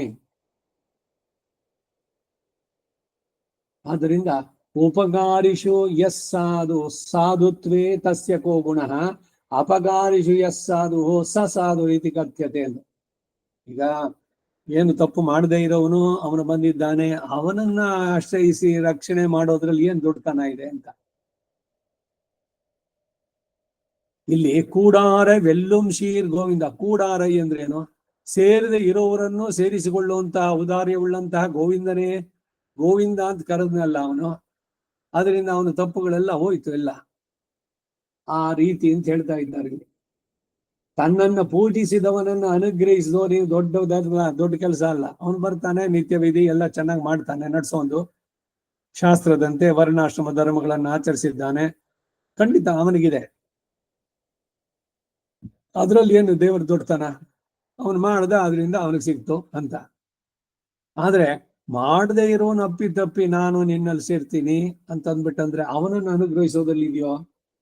ಅದನ್ನ ಹೇಳ್ತಾ ಇದ್ದಾರೆ. ತನ್ನನ್ನ ಭಜಿಸಿದ ಮಾತ್ರದಿಂದಲೇ ಸಾಧುರೇವ ಎಂದು ಹೇಳಿದ ಕರುಣಾ ಮಹೋದಧಿ, ಮಹಾಸಾಗರ, ಪರಮ ಸಾಧುರೇವ ಎಂದು ನಾವು ಹೇಳುವ ಹಾಗೆ ದುರಾಚಾರನನ್ನ ಸಾಧುರೇವ ಎಂದು ಮಹಾನುಭಾವನು ಇಲ್ಲಿ ಹೇಳ್ತಿದ್ದಾನೆ. ಈ ಸಂದರ್ಭದಲ್ಲಿ ಪುಣ್ಯಂ ಯತ್ತವ ಪೂಜನಂ ಭವತಿ ಚೇತೆ ತತ್ಕರ್ತುರಿಷ್ಟೇ ಕೃತೆ ತತ್ಸಾಂದ್ರಗತೆ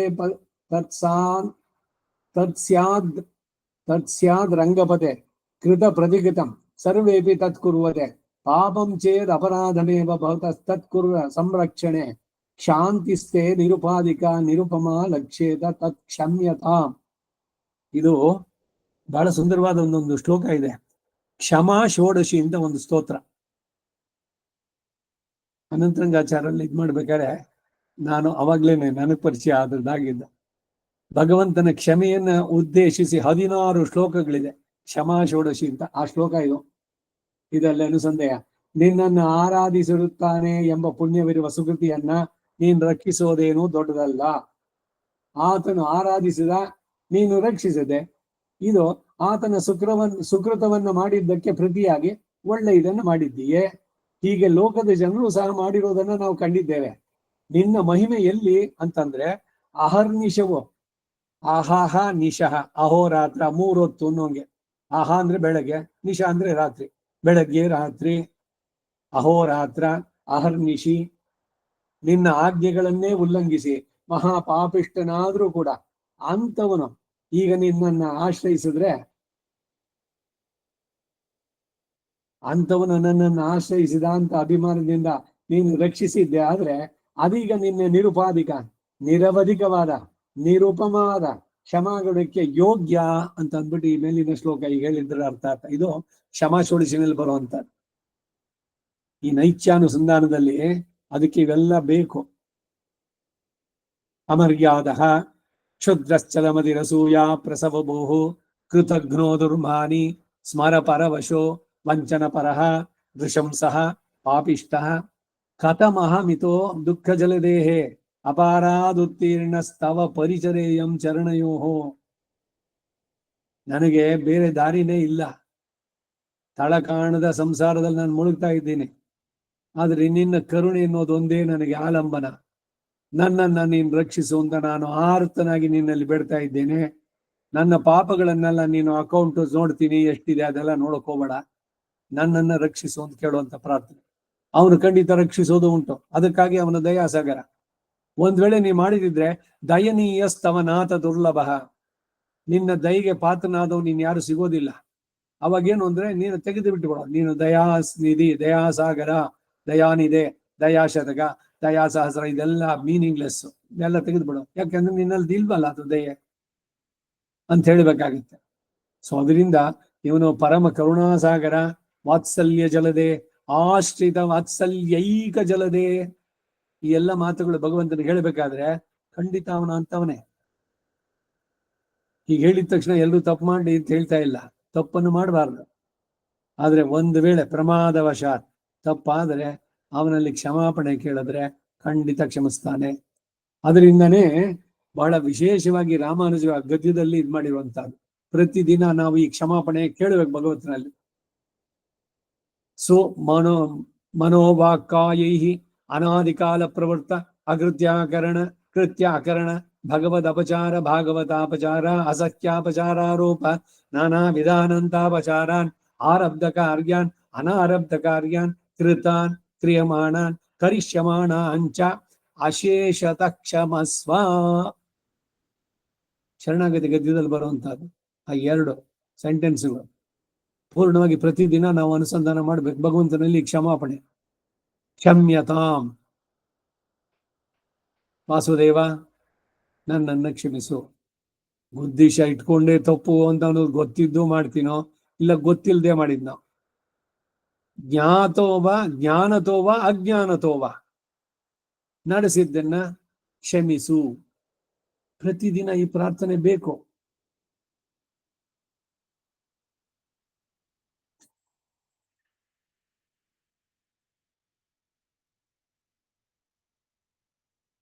ಇದೀಗ ನಿನ್ನ ನಿರವಧಿಕವಾದ ನಿರುಪಮವಾದ ಕ್ಷಮಾಗುಣಕ್ಕೆ ಅದು ಯೋಗ್ಯ ಅನ್ನೋದು ಈ ಶ್ಲೋಕದ ಅರ್ಥ ಅಂದ್ರು. ಈ ಮೂಲದ ಶ್ಲೋಕಕ್ಕೂ ಕೂಡ ಭರನ್ಯಾಸ ನಿಷ್ಠರ ವಿಷಯದಲ್ಲೂ ಅನ್ವಯ ಉಂಟು ಅನ್ನೋದನ್ನ ವ್ಯಕ್ತಪಡಿಸುತ್ತೆ. ಹೇಗೆ ಅಂದ್ರೆ ಅಪಿಚೇತ್ಸು ದುರಾಚಾರ ಎಂಬಲ್ಲಿ ಶ್ರೀಕೃಷ್ಣ ಭಗವಾನ್ ಅವರೇನೆ ಹಾಗೆ ಉಪದೇಶಿಸಿರುವ ಅರ್ಥವೇ ಶ್ರೀರಾಮಚಂದ್ರ ಪ್ರಭುವಿನಿಂದ. ಆನಯೈನಂ ಹರಿಶ್ರೇಷ್ಠ ದತ್ತಮಸ್ಯಾಭಯಂ ಮಯ, ಅಸ್ಯ ಅಭಯಂ ಮಯ ದತ್ತಂ ವಿಭೀಷಣೋ ವಾ ಸುಗ್ರೀವ ಯದಿ ವಾ ರಾವಣ ಸ್ವಯಂ ಅಂತ ಹೇಳಿ, ಮಿತ್ರಭಾವೇನ ಸಂಪ್ರಾಪ್ತಂ ನ ತ್ಯಜೇಯಂ ಕಥಂಚನ ದೋಷೋದ್ಯಪಿ ತಸ್ಯ ಸ್ಯಾತ್ ಸತಾಮೇ ತದ್ ಅಗರ್ಹಿತಂ ಎಂದು ರಾಮಾಯಣ ಉದ್ಗಾಂಡ 18ನೇ ಅಧ್ಯಾಯದಲ್ಲಿ ಶರಣಾಗತಿ ವಿಷಯದಲ್ಲಿ ಹೇಳಿರೋದ್ರಿಂದ ಉಪದೇಶಕರು 2 ಸಂದರ್ಭದಲ್ಲೂ ಕೂಡ ಶ್ರೀ ಮಹಾವಿಷ್ಣುವೇ ಆದುದರಿಂದಲೋ ಅಪಿಜೇತ್ಸು ದುರಾಚಾರ ಎಂದು ಭರನ್ಯಾಸ ರೂಪ ಶರಣಾಗತಿಗೂ ಅನ್ವಯಿಸುತ್ತೆ ಎಂಬ ಧ್ವನ್ಯರ್ಥವನ್ನು ಇಲ್ಲಿ ಗ್ರಹಿಸುವುದರಲ್ಲಿ ವಿರೋಧ ಇಲ್ಲ ಅಂತ ಹೇಳ್ತಾರೆ. ಈ ಮೇಲಿನ ಶ್ಲೋಕಾರ್ಥಗಳು ಸರ್ವರಿಗೂ ವ್ಯಕ್ತವಾದವುಗಳು. ಹೀಗೆಲ್ಲ ಅನೇಕ ಅಭಿಪ್ರಾಯಗಳನ್ನ ಮನಸ್ಸಿನಲ್ಲಿ ಇಟ್ಟವರಾಗಿ ಶ್ರೀಕೃಷ್ಣ ಭಗವಾನ್ ರವರು ಸಾಧುರೇವ ಸಮಂತವ್ಯ ಅಂತ ಈ ಶ್ಲೋಕದಲ್ಲಿ ಹೇಳಿದ್ರು. ಎಲ್ಲಾ ಪಾಪಿಗಳನ್ನು ನಾನು ಸಾಧುರೇವ ಅಂತ ಭಾವಿಸೋದಿಲ್ಲ. ಹೀಗೆ ಭಾವಿಸಿದ್ರೆ ನನಗೆ ವೈಷಮ್ಯ, ನೈರ್ಘೃಣ್ಯ ಆ ದೋಷಗಳು ತಪ್ಪೋದಿಲ್ಲ. ತಪ್ಪು ಮಾಡಿದವನಿಗೆ ಶಿಕ್ಷೆ ಕೊಡ್ಲೇಬೇಕಾದದ್ದು. ಆದರೆ ಯಾವನು ನನ್ನನ್ನು ಆಶ್ರಯಿಸಿ ಭಜಿಸಲು ಯತ್ನಿಸೋದರಿಂದ ಸಮೀಚೀನವಾದ ವ್ಯವಸ್ಥಿತ ಬುದ್ಧಿ ಇರ್ತನೋ ಅವನು ಮಾತ್ರವೇ ಸಾಧುರೇವ.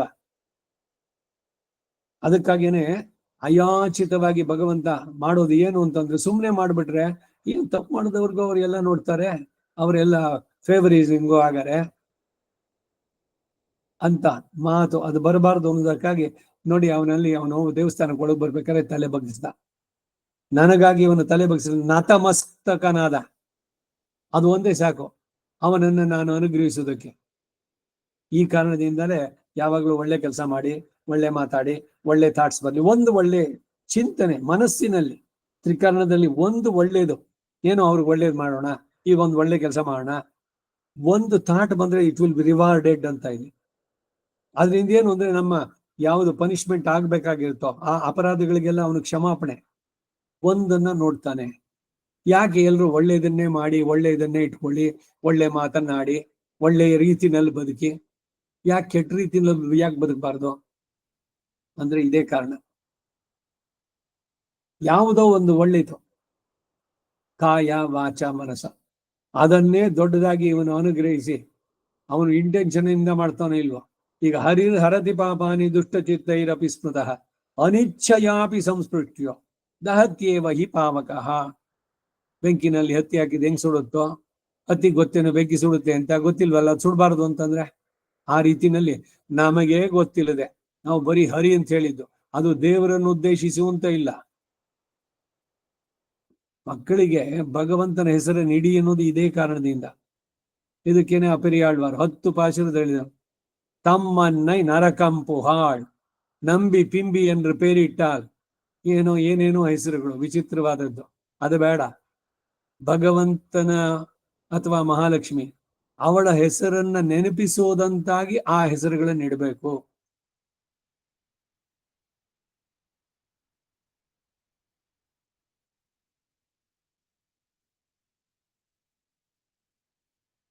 ಏನು ಅವನನ್ನ ತಪ್ಪು ಮಾಡಿದವನು ದೋಷಿ, ಅವನನ್ನು ಅನುಗ್ರಹಿಸೋದಕ್ಕೆ ಅಂತಂದ್ರೆ ಅವನು ಭಜಿಸಲು ಯತ್ನಿಸಿದ್ದರಿಂದ ಸಮೀಚೀನವಾದ ವ್ಯವಸ್ಥಿತ ಬುದ್ಧಿ ಇರ್ತವನೋ ಅವನು ಮಾತ್ರವೇ ಸಾಧುರೇವ ಎಂಬುದರಿಂದ ಇತರರಲ್ಲ ಎಂದು ವ್ಯಾವರ್ತಿಸಿ ಹೇಳಿದಂತ ಆಯ್ತು. ಮುಂದಕ್ಕೆ ಆತನು ದುರಾಚಾರಿಯಾಗಿನೋರು ಇದಿಲ್ಲ ಎಂಬ ಸಂಕಲ್ಪವನ್ನು ಹೊಂದಿರೋದ್ರಿಂದ, ನೋಡಿ ಇದನ್ನ ಹೇಳಿದ್ದಾನೆ, ಇವಾಗ ತಪ್ಪಾಗಿದೆ ಪಶ್ಚಾತ್ತಾಪ, ನನ್ನಿಂದ ಈ ತಪ್ಪಾಯ್ತು. ಮುಂದಕ್ಕೇನು ಅಂದ್ರೆ ಅವನು ಆ ತಪ್ಪನ್ನು ಮಾಡಬಾರದು ಅನ್ನೋ ಸಂಕಲ್ಪ ಅವನಲ್ಲಿ ಇರಬೇಕು. I should not commit that mistake ಮತ್ತೆ ಅಂತ. ಆದ್ರಿಂದನೂ ಕೂಡ ಅವನು ಸಾಧುರೇವ ಅಂತ ಹೇಳಿದ್ದು. ಮುಂದಕ್ಕೆ ಅವನು ಎಂದು ದುರಾಚಾರಿ ಆಗುವುದಿಲ್ಲ ಅಂತ ಭಾವವು ಸಮ್ಯಕ್ ವ್ಯವಹರಿತೋ ಹಿ ಸಹ ಅಂತ ಎಂಬುದರಿಂದ ಏರ್ಪಟ್ಟಿತು. ಇದರಿಂದ ಆನುಕೂಲ್ಯ ಸಂಕಲ್ಪವೋ ಪ್ರಾತಿಕೂಲ್ಯ ವರ್ಜನೆಯೋ ಅನುಸರಿಸಿ ಬರುತ್ತೆ ಎಂದು ಹೇಳದಂತಾಯ್ತು. ಮುಂದಕ್ಕೆ ಪುನಃ ದುರಾಚಾರನಾದರೆ ಅವನನ್ನ ಸಾಧುರೇವ ಎಂದು ಹೇಳಲು ಸಾಧ್ಯವಿಲ್ಲ ಎಂಬ ಭಾವವು ಏರ್ಪಟ್ಟಿತು. ಅಂತವನು ಪ್ರಾಯಶ್ಚಿತ್ತಕ್ಕೆ ಅರ್ಹ. ಯಾರು ಮತ್ತೆ ಪುನಃ ತಪ್ಪು ಮಾಡಲ್ವೋ ಆ ತಪ್ಪನ್ನ ಅವನ ಪ್ರಾಯಶ್ಚಿತ್ತಕ್ಕೆ. ಈಗ ಯಾರೋ ಕಳ್ತನ ಮಾಡ್ತಾ ಇದ್ದಾರೆ, ಹೆಂಗೋ ಬಚಾವಾದ್ರು, ಬೇಕಾದಷ್ಟು ಆ ರೀತಿ ಮಾಡಿದ್ದು. ಹಾಗೆ ಒಂದ್ಸಲಿ ಮಾಡೋದು ಸಿಗಾಕೊಂಡ್ಬಿಟ್ರು ಅವನು. ಇಲ್ಲ ಸ್ವಾಮಿ, ಇದೇ ಮೊದಲು ನಾನು ಈ ತರ ಮಾಡಿದ್ದು, ನಾನ್ ಮಾಡ್ತಾನೆ ಇರ್ಲಿಲ್ಲ ಅಂತ. ಸರಿ, ಏನೋ ಇದೇ ಮೊದಲನೇ ಸರಿ ಅಂತ ಸುಳ್ಳು ಹೇಳಿದ್ನಲ್ಲ, ಅದಕ್ಕೂ ಮಾರ್ಜಿನ್ ಬಿಟ್ರು. ಆದ್ರೆ ಅವ್ರಿಗೆ ಅವನ ಮೇಲೆ ಒಂದು ಕಣ್ಣಿದ್ದೇ ಇತ್ತು. ಮಾರನೇ ದಿವಸ ಇನ್ಯಾವನೋ ಮಾಡೋಗಿ ಇನ್ಯಾರ್ದೋ ಜೋಬು ಕೈ ಹಾಕ್ದ, ಹಿಡಿದ್ರು. ಆವಾಗ್ಲೂ ಅವನು ಇದೇ ಮೊದಲನೇ ನೆನ್ನೆ ನಾನು ನೋಡ್ದೆಪ್ಪ ನೀ ಮಾಡಿದ್ದು, ಅವನನ್ನ ಅವಾಗ ಮನ್ನಿಸ್ಬೇಕಾ? ಈಗ ಅವನಿಗೆ ನಿಜವಾಗ್ಲೂ ಆ ಪ್ರಾಯಶ್ಚಿತ್ತ ಇದು, ನಾನು ಇದೇ ಫಸ್ಟ್ ಟೈಮ್ ಮಾಡಿದ್ದು. ಯಾವುದೇ ಕಳ್ತನ ಮಾಡಿದವನೇನಾರು ಏನ್ ಹೇಳ್ತಾನೆ, ಇದೇ ಫಸ್ಟ್ ಟೈಮ್ ನಾನು ಮಾಡಿದ್ದು ಅಂತಾನೆ. ಸೊ ಅದರಿಂದ ಯಾವುದೋ ಒಂದರ ಶೆಲ್ಟರ್ ನಲ್ಲಿ ಮತ್ತೆ ಮತ್ತೆ ಅದೇ ದಪ್ಪಗಳನ್ನು ಮಾಡ್ತಾ ಬಂದ್ರೆ ಅದನ್ನ ಯಾವ ರೀತಿ ಎಕ್ಸ್ಕ್ಯೂಸ್ ಮಾಡ್ತಾ ಹೋಗ್ಬೇಕಾ? ಎಷ್ಟು ಸಲ ಎಲ್ಲರನ್ನ ವಂಚಿಸೋದಕ್ಕೆ ಸಾಧ್ಯ? ಇದಕ್ಕೆ ಗಾದೆ ಎಲ್ಲ ಬಹಳ ಇದಾಗಿ ಹೇಳಿದ್ರು ಕೂಡ, ಕಳ್ಳನ ಹೆಂಡತಿ ಎಂದಿದ್ರು ವಿಧಿವಿ ಆಗ್ತಾಳೆ ಅಂತ. ಯಾಕೆಂದ್ರೆ ಯಾವತ್ತೋ ಒಂದ್ ದಿವಸ ತಲೆ ತೆಗಿತಾರೆ ಬಂದು. ಅದರಿಂದ ಸಾಧುರೇವ ಅಂತ ಹೇಳ್ಬೇಕಾದ್ರೆ ಪ್ರಾಯಶ್ಚಿತ್ತಿಗೆ ಅವನು ಅನನ್ಯ ಬಾಕ್ ಅನ್ನೋದ್ರಿಂದ ಅನನ್ಯ ಗತಿತ್ವವು ಮಾಂ ಭಜತೆ ಎಂಬಲ್ಲಿ ಮಹಾವಿಶ್ವಾಸದಿಂದ ಕೂಡಿದ ಶರಣಾಗತಿಯು ತೋರಿ ಬರುತ್ತೆ. ನೋಡಿ, ಇದೇ ಶ್ಲೋಕವನ್ನ ಪ್ರಪತ್ತಿ ಆದಾಗ ಅವ್ರು ಎಷ್ಟೇ ತೀವ್ರವಾದ ಪಾಪಗಳನ್ನು ಮಾಡಿರ್ಲಿ, ಭಗವಂತ ಅವರನ್ನು ಯಾಕೆ ಕ್ಷಮಿಸ್ತಾನೆ? ಯದಿವಾ ರಾವಣ ಸ್ವಯಂ ಅಂತ ಹೇಳಿದ್ನಲ್ಲ, ಅವನಲ್ಲ ಒಂದು ಪ್ರಾಯಶ್ಚಿತ್ತ ಒಂಚೂರು ಉಂಟಾದ್ರೆ ಸಾಕು, ಅವನು ಉದ್ಧಾರ ಮಾಡ್ಬೇಡ ಅಂತ. ಅದಕ್ಕೇನೆ ನಿಧಾನಕ್ಕೆ ಒಂದೊಂದೇ ಬಾಣದಿಂದ ಅವನ ತಲೆ ತೆಗೆಯೋದು, ಮತ್ತೆ ಅವನು ಬ್ರಹ್ಮ ಕೊಟ್ಟಿದ್ದವರ ಮತ್ತೆ ಹೊಸ ತಲೆ ಉಟ್ಕೊಂತು. ಆ ಹೊಸ ತಲೆನಲ್ಲಿ ಏನಾದ್ರೂ ಒಂಚೂರು ಒಂದು ಸಲಿ ನಾನು ಅವರ ಇನ್ನೊಬ್ಬರ ಪತ್ನಿಯನ್ನ ಅಪಹರಿಸಿದ್ದು ತಪ್ಪು ಅನ್ನೋ ಒಂದು ಬಂದಿದ್ರೆ ಸಾಕು, ಆಗ್ತಿತ್ತು ಹೀಗೆ. ಆದ್ದರಿಂದ ಶರಣಾಗತಿಗೆ ಬೇಕಾದ ಪರಿಕರಗಳನ್ನು ಬೋಧಿಸಿ ಸಾಂಗ ಪ್ರಪದನವನ್ನು ಬೋಧಿಸುವ ಶ್ಲೋಕವಾಗಿಯೂ ಇದನ್ನು ಭಾವಿಸ್ಬೋದು. ಇದು ಅತಿಶಯೋಕ್ತಿ ಅಂತ ಹೇಳುವವರು ಮಹಾಕವಿಯ ವ್ಯಂಗ್ಯಾರ್ಥವನ್ನು ಗ್ರಹಿಸುವ ಸಹೃದಯ ಇಲ್ಲದವರು ಅಂತಾಗತ್ತೆ. ಈ ಶ್ಲೋಕದ ಭಜತೆ ಎಂಬ ಪದವು ಹಾಗೆ ಚತುರ್ವಿಧ ಭಜಂತೆ ಮಾಂ ಜನಾನ್ ಸುಕೃತ ಅರ್ಜುನ ಅಲ್ಲಿ ಹೇಳುವ ಪದಲ್ಲೂ ಭಜಂತೆ ಎಂಬ ಪದವು ಸಮಾನಾರ್ಥಕಗಳಾಗಿ ಎರಡು ವಿಧವಾದ ಉಪಾಯ ಅನುಷ್ಠಾನವನ್ನು ಬೋಧಿಸುತ್ತೆ. ಆದ್ದರಿಂದ ಜಾತ್ಯಾದಿ ನಿಕೃಷ್ಟತೆಗಳಿಂದಲೂ ಆಶ್ರಿತನನ್ನ ತ್ಯಾಗ ಮಾಡುವುದಿಲ್ಲ ಅಂತ ಹಿಂದೆ ಹೇಳಿದ್ರು. ನಿಕೃಷ್ಟ ವೃತ್ತಿಯ ಮೂಲಕ ಪಾಪಿ ಎಂದು ತ್ಯಾಗ ಮಾಡುವುದೂ ಇಲ್ಲ ಅಂತ ಇಲ್ಲಿ ಹೇಳಿದ್ರು. ಯಾವಾಗ ಅವರು ಆಶ್ರಯಿಸಿಬಿಟ್ರೋ ಅವರ ಪಾಪಿಷ್ಟನು ಪುಣ್ಯವಂತನು ಇಬ್ಬರು ಸಮರೇ ಅನ್ನೋದು ಇಲ್ಲಿ ಹೇಳಲ್ಪಟ್ಟಿತು. ಪಾಪಿಷ್ಠ ಛತ್ರಬಂಧುಶ್ಚ ಪುಂಡರೀಕಶ್ಚ ಈ ಶ್ಲೋಕದಲ್ಲಿ ಬೇರೆ ಸ್ತೋತ್ರಗಳಲ್ಲಿ ಹೇಳ್ಬೇಕಾದ್ರೆ ಅತ್ಯಂತ ಪಾಪಿಯಾದವನು ಕ್ಷತ್ರಬಂಧು, ಇವನು ಪುಂಡರೀಕ, ಇಬ್ಬರಿಗೂ ಕೂಡ ಮೋಕ್ಷ ಸಿಕ್ತಲ್ಲ ಅಂತಂದ್ರೆ ಅವನನ್ನ ಆಶ್ರಯಿಸಿದ್ರಲ್ಲ. ಆದ್ರಿಂದ ಅವರ ಹಿಂದಿನದನ್ನ ಎಲ್ಲವನ್ನು ಬಿಟ್ಟು ಪ್ರಾರಬ್ಧಂ ಪರಿಭುಜ್ಯ ಪ್ರಕ್ಷೀಣ ಕರ್ಮಾಂತರ ಆಗಾಮಿ ಪ್ರಾರಬ್ಧ ಈ ಕರ್ಮಗಳು ಸಂಕುಚಿತ ಆಗಾಮಿಗಳನ್ನ ತೆಗೆದು ಬಿಡ್ತಾನೆ. ಯಾವಾಗ ಇವನ್ನೆಲ್ಲ ಆಶ್ರಯಿಸಿದ್ನೋ ಅವನು ಈ ಪ್ರಾರಬ್ಧ ಈ ಶರೀರದಲ್ಲಿ ಏನಿದೆಯೋ ಅದರದ್ದು ನೀವು ಮಾತ್ರ ಅನುಭವಿಸಿದ ಮೇಲೆ ಆ ಶರೀರ ಬಿಟ್ಟಿದ ತಕ್ಷಣ ಬ್ಯಾಲೆನ್ಸ್ ನಿಲ್ ಅಂತ ಮಾಡಿ ಮೋಕ್ಷಕ್ಕೆ ಕರ್ಕೊಂಡ್ಬಿಡ್ತಾನೆ. ಹೀಗೆ ಅಂತ ಇದಿಷ್ಟು ಬರೀ ಮೂಲಕ್ಕೆ ಅರ್ಥ. ಇನ್ನು ಮುಂದಕ್ಕೆ ರಾಮಾನುಜರ ಭಾಷ್ಯಕ್ಕೆ ಹೋಗೋಣ. ಅಪಿಚೇತ್ಸು ದುರಾಚಾರೋ ಭಜತೆ ಮಾಂ ಅನನ್ಯ ಭಾಗೆ ಸಾಧುರೇವ ಸಮಂತವ್ಯ ಸಮ್ಯಕ್ ವ್ಯವಸಿತೋ ಹಿ ಸಹ ಅಂತಂದ್ರು. ಈಗ ಅದಕ್ಕೆ ರಾಮಾನುಜರ ಮಾತು ತತ್ರ ತತ್ರ ಜಾತಿ ವಿಶೇಷೆ ಜಾತಾನ ಯಹ ಸಮಾಚಾರ ಉಪದೇಯ ಪರಿಹರಣೀಯಶ್ಚ ತಸ್ಮಾದ್ ಅತಿವೃತ್ತೋಪಿ ಉಕ್ತ ಪ್ರಕಾರೇಣ ಮಾಂ ಅನನ್ಯ ಭಾಗೆ ಭಜನೈಕ ಪ್ರಯೋಜನೋ ಭಜತೆ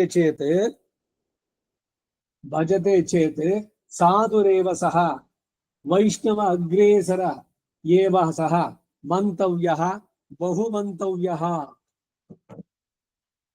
ಪೂರ್ವೋಕ್ತ ಸಮಃ ಇತ್ಯರ್ಥಃ. ಕುತ ಏತತ್ ಸಮ್ಯಕ್ ವ್ಯವಸಿತೋ ಹಿ ಸಹ ಯತೋಸ್ಯ ವ್ಯವಸಾಯ ಸಮೀಚೀನಃ ಭಗವಾನ್ ನಿಖಿಲ ಜಗದೇಕ ಕಾರಣಭೂತಃ ಪರಂ ಬ್ರಹ್ಮ ನಾರಾಯಣಶ್ಚ ಚರಾಚರಪತಿ ಹಿ ಅಸ್ಮತ್ ಸ್ವಾಮಿ ಮಮ ಗುರು ಮಮ ಸುಹೃತ್ ಮಮ ಪರಮಂ ಭೋಗ್ಯಂ ಇತಿ ಸರ್ವೈಃ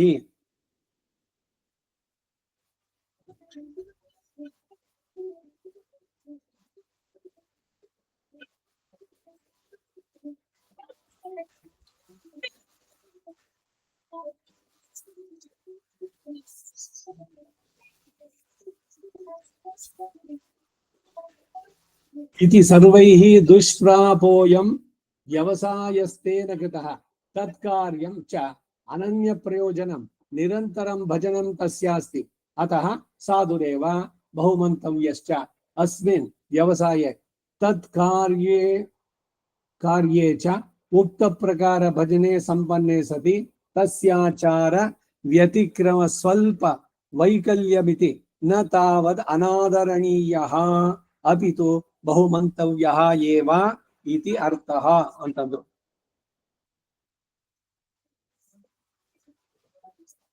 ಹರೀಶ್ ಆಮೇಲೆ ಮಾಡಿ, ನಾನು ಕ್ಲಾಸ್ ನಲ್ಲಿ ಇದ್ದೇನೆ.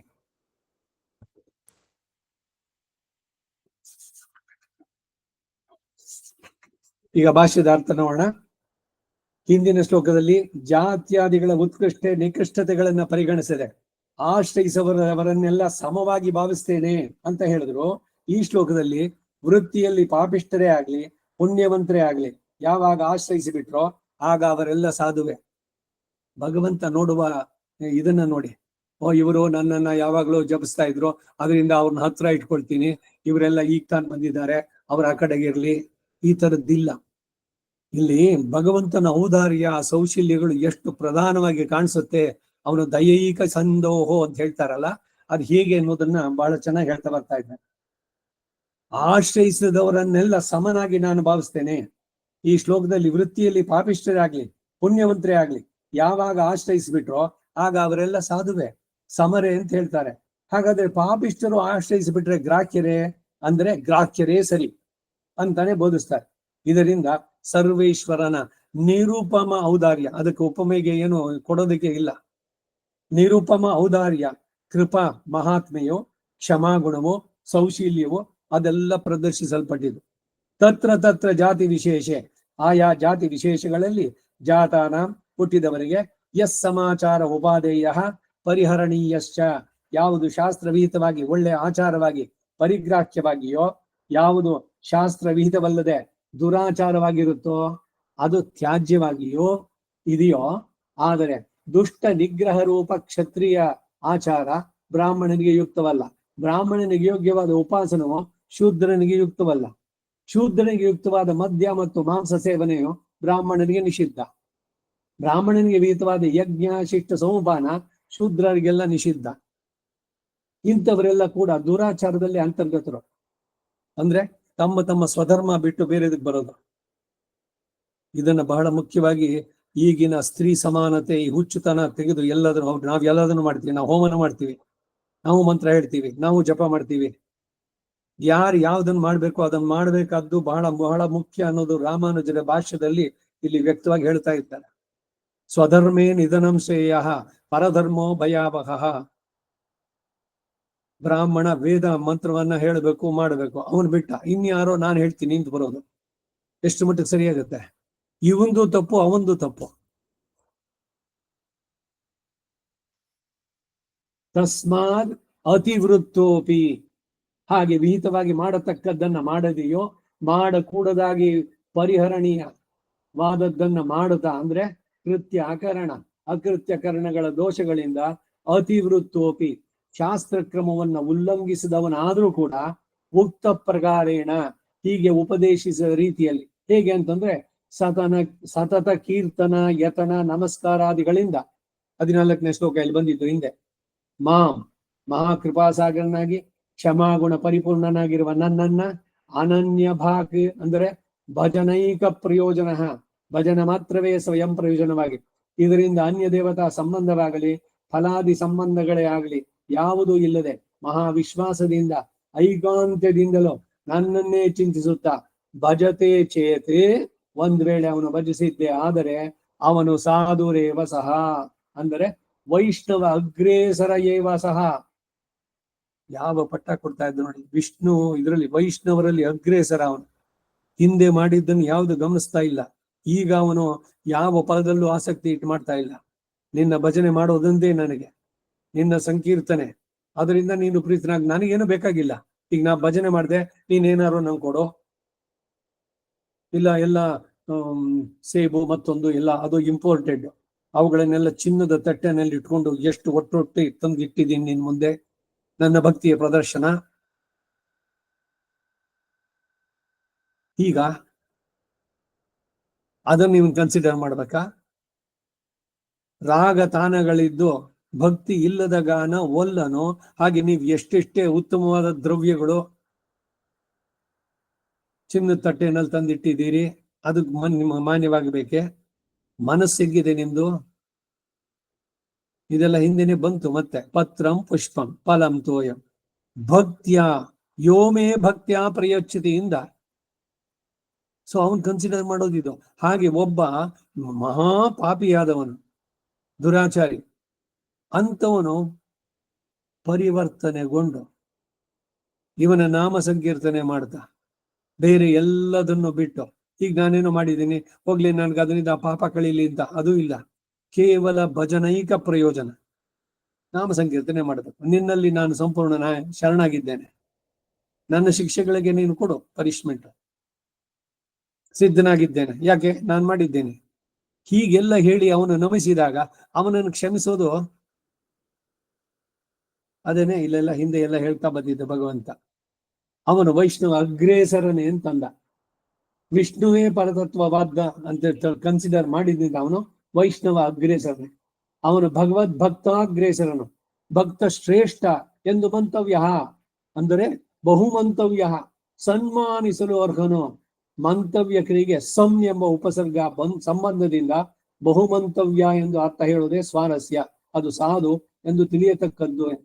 ಇಷ್ಟು ಮಾತ್ರವೇ ಅರ್ಥ ಹೇಳುವುದು ಸ್ವಾರಸ್ಯ ಅಲ್ಲ ಅಂತ ಹೇಳಿ ಮೇಲೆಯೇ ಮೂಲಕ್ಕೆ ಅರ್ಥ ಬರೀವಾಗ್ಲೇ ವ್ಯಕ್ತಗೊಳಿಸಲ್ಪಟ್ಟಿದೆ. ಇದು ಸಾಧುರೇವ ಎಂಬುದಕ್ಕೆ ವೈಷ್ಣವಾಗ್ರೇಸರ ಏವ ಎಂಬ ವ್ಯಾಖ್ಯಾನ. ಹೇಗೆ ಅಂದ್ರೆ ಅನನ್ಯ ಭಾಕ್ ಆಗಿ ಯಾವಾಗ ಭಜಿಸಿದನು, ಬೇರೆ ಎಲ್ಲ ದೇವತೆಗಳನ್ನ ಮತ್ತೊಬ್ಬರನ್ನ ಇವನು ಇರ್ಲಿ ಎಲ್ರೂ ಇಟ್ಕೊಂಡಿರೋಣ್ರಿ, ಎಲ್ರೂ ಬೇಕಾಗುತ್ತೆ. ಯಾವ್ದಾದ್ರು ಟೈಮ್ನಲ್ಲಿ ಏನೋ ಒಂದಿದು, ಅದಕ್ಕಾಗಿ ಅವರನ್ನು ಇಟ್ಕೊಂಡಿರೋಣ. ಹಾಗಿಲ್ಲ, ಇಲ್ಲಿ ಏನಿದ್ರು ನೀನು ಒಬ್ನೇ ರಕ್ಷಿಸಿದ್ರೆ ನೀನು, ಇಲ್ದಿದ್ರೆ ಬೇರೆಯವ್ರು ಯಾರು ನೀನ್ ಕೊಡೋದನ್ನು ಕೊಡಕ್ಕಾಗಲ್ಲ. ಸೊ ಎಲ್ಲ ರೀತಿಯಿಂದಲೂ ನಾನು ಅನ್ಯ ಭಜನೆಗೆ ಹೋಗೋದಿಲ್ಲ, ಇನ್ನೊಬ್ಬರನ್ನ ಆಶ್ರಯಿಸೋದಿಲ್ಲ. ಇದು ನಿಜವಾದಂತಹ ಪೂರ್ಣವಾದ ಮಹಾವಿಶ್ವಾಸ ಭಗವಂತನಲ್ಲಿ. ಅದು ಬರಬೇಕಾದ್ದು. ಆಗ ಅನನ್ಯ ಭಾಕ್ ಅಂದಾಗ ಅನ್ಯ ದೇವತಾ ಸಂಬಂಧ ಇಲ್ಲ, ಅವನು ವೈಷ್ಣವ ಅಗ್ರೇಸರ ಅಂತಾನೆ ಹೇಳಿದ್ದಾಯ್ತು. ಭಾರತದ ಶಾಂತಿ ಪರ್ವದಲ್ಲಿ 356 ಬ್ರಹ್ಮಾಣಂ ಶಿಧಿಗಂಡಂಚ ಯಾಶ್ಚ ಅನ್ಯ ದೇವತಾ ಸ್ಮೃತಃ ಪ್ರತಿಬುದ್ಧ ನ ಸೇವಂತೆ ಯಸ್ಮಾತ್ ಪರಿಮಿತಂ ಫಲಂ. ಇಲ್ಲಿ ಪ್ರತಿಬುದ್ಧನು ಅಂತಂದ್ರೆ ಯಾರು? ಪ್ರತಿಬುದ್ಧಸ್ತು ಮೋಕ್ಷ ಬಾಕೆ ಅಂತ ಹೇಳಿರೋ ಹಾಗೆ ಮೋಕ್ಷಾರ್ಥಿಯಾದವನು ಬ್ರಹ್ಮಾಣಂ, ಶಿತಿಕಂಠ, ನೀಲಕಂಠ, ರುದ್ರ ಇವರುಗಳನ್ನ ಯಾಶ್ಚ ಅನ್ಯ ದೇವತಾ ಸ್ಮೃತಃ, ಬೇರೆ ಇಂದ್ರ, ಚಂದ್ರ, ಶುಕ್ರ, ಶನಿ ಮತ್ತೊಂದು ಅವರು ಇವರು, ಆ ಅಮ್ಮ ಈ ಅಮ್ಮ, ಭುವನೇಶ್ವರಿ, ರಾಜೇಶ್ವರಿ, ಯಾವ್ಯಾವುದೋ ದೇವತೆಗಳು, ಇವ್ರು ಯಾರನ್ನೂ ಅವನು ಆಶ್ರಯಿಸೋದಿಲ್ಲ. ಪ್ರತಿಬುದ್ಧಾಹ ನ ಸೇವಂತೆ ಯಸ್ಮಾತ್ ಪರಿಮಿತಂ ಫಲಂ. ಇವರೆಲ್ಲ ಮೋಕ್ಷ ಕೊಡಕ್ಕೆ ಯಾರಿಗೂ ಆಗೋಲ್ಲ. ಬ್ರಹ್ಮನೂ ಇಲ್ಲ, ಶಿವನೂ ಇಲ್ಲ, ಇಂದ್ರ ಅಲ್ಲ, ಬೇರೆ ಯಾರು ಅಲ್ಲ. ಹಾಗೆ ಅಂತ ಇಂಥವನು ಜೀವಕೋಟಿಗೆ ಸೇರಿದವನಾಗಿ ಮೋಕ್ಷವನ್ನು ಕೊಡುವ ಸಾಮರ್ಥ್ಯ ಇಲ್ಲದಿರುವ, ಅಶಾಶ್ವತ ಅಲ್ಪ ಫಲಗಳನ್ನು ಮಾತ್ರ ಕೊಡಲು ಯೋಗ್ಯತೆ ಇರುವ ಚತುರ್ಮುಖ ರುದ್ರರನ್ನ ಖಂಡಿತ ಆಶ್ರಯಿಸೋದಿಲ್ಲ. ಆದ್ದರಿಂದ ಅವನು ಸಾಧುರೇವ. ಹಾಗೆ ಸಾಧುವಾಗಬೇಕಾದ್ರೆ ಪ್ರತಿಬುದ್ಧನಾಗಿ ವೈಷ್ಣವ ಅಗ್ರೇಸರನೇ ಆಗಿರ್ಬೇಕು ಅನ್ನೋ ವ್ಯಾಖ್ಯಾನ. ಹಾಗಲ್ಲದೆ ಅನ್ಯ ದೇವತಾ ಭಜನೆಯುಳ್ಳವರೆಲ್ಲ ಅಸಾಧುಗಳೇ ಎಂದು ತಾತ್ಪರ್ಯ. ಭಕ್ತಿಯಲ್ಲಿ ವ್ಯಭಿಚಾರಿಗಳು ಅವ್ಯಭಿಚರಿತ ಭಕ್ತಿ ಅಂತ ಭಗವಂತನೇ ಹೇಳ್ತಾನೆ. ಅನ್ಯಾಯೇನ ಆರ್ಜಿತಂ ವಿತ್ತಂ, ದಂಭ ಅಹಂಕಾರಗಳ ಜೊತೆಗೆ ಸಂಪಾದನೆ ಮಾಡೋದು ಮೋಸದಿಂದ. ಅಂತವನು ಕ್ಷಿಪಾಮಿ ಆಸನೆಂಬ್ಯೋನಿಂ ಅಲ್ಲಿ ಹೇಳೋದು. ಅದರಿಂದ ಇವನು ಮೋಕ್ಷಾರ್ಥಿಗೆ ಉಪಾಸ್ಯನು ಶ್ರೀ ಮಹಾವಿಷ್ಣುವೇ ಆಗಿ ಈಗ ಮಹತ್ತಾದ ಉಪದೇಶವನ್ನು ಬೋಧಿಸುವಂತಹ ಮಾಮೇವ ಯೇಷ್ಯಸಿ ಎಂದು ಪದೇ ಪದೇ ಹೇಳುವವನು ಸಹ ವಿಷ್ಣುವತಾರಿಯಾದ ಶ್ರೀಕೃಷ್ಣನೇ ಆಗಿರೋದ್ರಿಂದ ಸಾಧುರೇವ ಎಂಬುದಕ್ಕೆ ವೈಷ್ಣವ ಅಗ್ರೇಸರಾಯೇವ ಅಂತ ಹೇಳಿ ಆ ಕಾರಣದಿಂದ ಅಂತವನು ಬಹುಮಂತವ್ಯ ಮಾನನೀಯ ಎಂದು ವ್ಯಾಖ್ಯಾನ ಮಾಡಿದ್ದಾರೆ. ಆಗಲಿ ಸಾಧುಗಳು ಈಗ ಕ್ಷೀಣ ಪಾಪರಾಗುತ್ತಾರೆ ಎಂದು ಸಾಧವಃ ಕ್ಷೀಣ ಪಾಪಾಸ್ಯು. ಆ ಸಾಧವ ಆದ್ಮೇಲೆ ಒಂದು ಕಾಮ ಹಾಕೊಳ್ಳಿ, ಯಾಕೆ ಪೂರ್ವ ರೂಪ ಸಂಧಿ. ಸಾಧವ ಕ್ಷೀಣ ಪಾಪಾಸ್ಯು ಅಂತ ಹೇಳಬಾರ್ದು, ಸಂಸ್ಕೃತ ತಪ್ಪಾಗುತ್ತೆ. ಸಾಧವ ಕ್ಷೀಣ ಪಾಪ ಸ್ಯು ಅಂತ ಹೇಳಿದೆ. ಅಂತಹ ನರಾಣಾಂ ಕ್ಷೀಣ ಪಾಪಾನಾಂ ಕೃಷ್ಣೇರ್ ಭಕ್ತಿರ್ ಪ್ರಜಾಯತೆ ಎಂದು ವಿಷ್ಣು ಪುರಾಣದಲ್ಲಿ ಇದೆ. ಹೀಗಿರುವಾಗ ಇಂತಹ ಸುದುರಾಚಾರವನ್ನ ವೈಷ್ಣವ ಅಗ್ರೇಸರನ ಹಾಗೆ ಭಾವನೆ ಹೇಗೆ ಅಂತಂದ್ರೆ, ಮಂತವ್ಯ ಅನ್ನೋದಕ್ಕೆ ತಿಳಿ ಎಂದು ಅರ್ಥ. ಮಂತವ್ಯ ಮನನಾತ್, ಮನನ ಚೆನ್ನಾಗಿ ವಿಚಾರ ಮಾಡುವಂತಹದ್ದು. ನಾನು ಮಾಡಿದ ತಪ್ಪುಗಳು ಅದೆಲ್ಲ ಅಂತ ಅರಿವು ಉಂಟಾಗಿ ಇನ್ನು ಮುಂದಕ್ಕೆ ಆ ತಪ್ಪನ್ನು ಮಾಡಲ್ಲ ಅಂತ ಸಂಕಲ್ಪಿಸಿ, ಅದಕ್ಕಾಗಿ ಅಯ್ಯೋ ನನ್ನಿಂದ ತಪ್ಪು ನಡೀತಲ್ಲ ಅಂತ ಪಶ್ಚಾತ್ತಾಪಟ್ಟು ಅದಕ್ಕೇನು ಪ್ರಾಯಶ್ಚಿತ್ಯಗಳು ಅದೆಲ್ಲ ಮಾಡಿದಾಗ ಖಂಡಿತ ಅವನು ವೈಷ್ಣವ ಅಗ್ರೇಸರನೇ. ಸಮಂತವ್ಯ ಎಂಬ ಒಂದೇ ಪದ ಮಾಡಿದ್ರೆ ಉಪಸರ್ಗದ ಬಲದಿಂದ ಅವನು ಬಹುಮಂತವ್ಯ,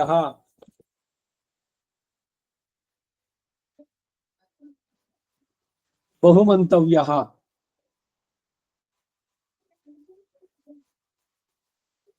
ಅಂತ ಹೇಳಿದ್ರಿಂದ ಅದ್ರದ್ದೇನು ಅಭಿಪ್ರಾಯ ಅಂದ್ರೆ ಹೇಳ್ತಾರೆ, ಪೂರ್ವೋಕ್ತ ಸಮ ಇತ್ಯರ್ಥ.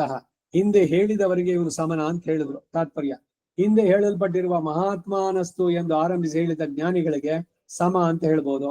ಹಿಂದಿನ ಶ್ಲೋಕದಲ್ಲಿ ಹೇಳಲ್ಪಟ್ಟಿರುವ ಆಶ್ರಿತರಿಗೆ ಇವನು ಸಮ ಅಂತ ಹೇಳ್ಬೋದು. ಹೀಗೆ ಹೇಳುವುದು ಸಂಗತಿಗೂ ಅನುಗುಣವಾಗಿದೆ. ಇದರಿಂದ ಎಲ್ಲ ಆಶ್ರಿತರು ಸಮರೆ. ಯಾರು ಬಹಳ ಅತ್ಯಂತ ಭಕ್ತಿಯಿಂದ ಮೊದಲು ಮಾಡ್ತಿದ್ದಾನೋ ಅವನು ಸಹಜವಾಗಿ ಭಗವಂತನಿಗೆ ಪ್ರಿಯನಾದವನು. ಜ್ಞಾನೀತು ಆತ್ಮೈವತೆ ಮತಂ, ಅವನೇ ನನಗೆ ಅತ್ಯಂತ ಪ್ರಿಯ ಅಂತ ಹೇಳ್ದ. ಈಗ ಇವನು ಬಂದಿದ್ದಾನೆ, ಅನೇಕವಾದಂತ ದೋಷಗಳು ಎಲ್ಲದಿಂದ ಕೂಡಿ ಬಹಳಷ್ಟೆಲ್ಲ ತಪ್ಪುಗಳನ್ನು ಮಾಡಿದ್ದಾನೆ. ಆದ್ರೆ ಈಗ ಅವನು ಪಶ್ಚಾತ್ತಾಪದಿಂದ ಪರಿಶುದ್ಧನಾಗಿದ್ದಾನೆ. ಅವನು ವೈಷ್ಣವ ಅಗ್ರೇಸರ, ಅವನು ಕೂಡ ಇವಾಗ ಇವನಿಗೆ ಸಮ ಅಂತ ಹೇಳಿದ್ರು. ಮಹಾತ್ಮಾನಸ್ತವ ಅಂತ ಆರಂಭಿಸಿ ಹೇಳಿದ್ದು. ಹೀಗೆ ಹೇಳುವುದು ಸಂಗತಿಗೂ ಅನುಗುಣವಾಗುತ್ತೆ. ಇದರಿಂದ ಎಲ್ಲ ಆಶ್ರಿತರು ಸಮರೇನೆ. ಅವರಲ್ಲಿ ಉತ್ಕೃಷ್ಟ ನಿಕೃಷ್ಟ ಭಾವಗಳ ತಾರತಮ್ಯವೇ ಇರೋಲ್ಲ. ಜಾತಿ ಭೇದದಿಂದಾಗಲಿ, ಕುಲಭೇದದಿಂದಾಗಲಿ, ಗುಣಭೇದದಿಂದಾಗಲಿ, ಪಾಪ ಪುಣ್ಯ ರೂಪ ವೃತ್ತಿ ಭೇದದಿಂದಾಗಲಿ ತಾರತಮ್ಯ ಇಲ್ಲದೆ ಎಲ್ಲರೂ ನನಗೆ ಸಮರು ಅಂತ ಹೇಳಿದಂತಾಯ್ತು. ಪಾಪಿಷ್ಟನನ್ನ ಪುಣ್ಯ ಮಾಡಿದವನನ್ನು ಸಮನಾಗಿ ಭಾವಿಸಬಹುದೋ ಎಂಬ ಆಕ್ಷೇಪವನ್ನು ತೋರಿಸುವುದಕ್ಕಾಗಿ ಕುತ ಏತತ್, ಅದು ಹೇಗೆ ಸಮಂಜಸ ಅಂತಂದ್ರೆ ಸಮ್ಯಕ್ ವ್ಯವಸಿತೋ ಹಿ ಸಹ ಅನ್ನೋದು ಇದಕ್ಕೆ ಸಮಾಧಾನ. ಕುತ ಏತತ್ ಎಂಬ ಪ್ರಶ್ನೆಗೆ ಕಾರಣ ಮೂಲದಲ್ಲಿರುವ ಹಿ ಶಬ್ದಾರ್ಥವು ಹಿ ಎಂಬುದು ಕಾರಣವನ್ನು ಬೋಧಿಸುತ್ತೆ.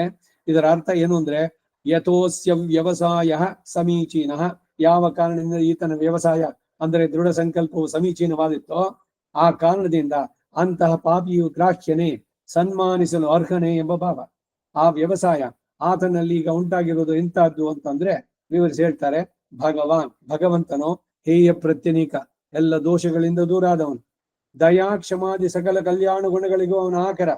ಆತನೇ ನಿಖಿಲ ಜಗದೇಕ ಕಾರಣ, ಕಾರಣಂತು ಧ್ಯೇಯ.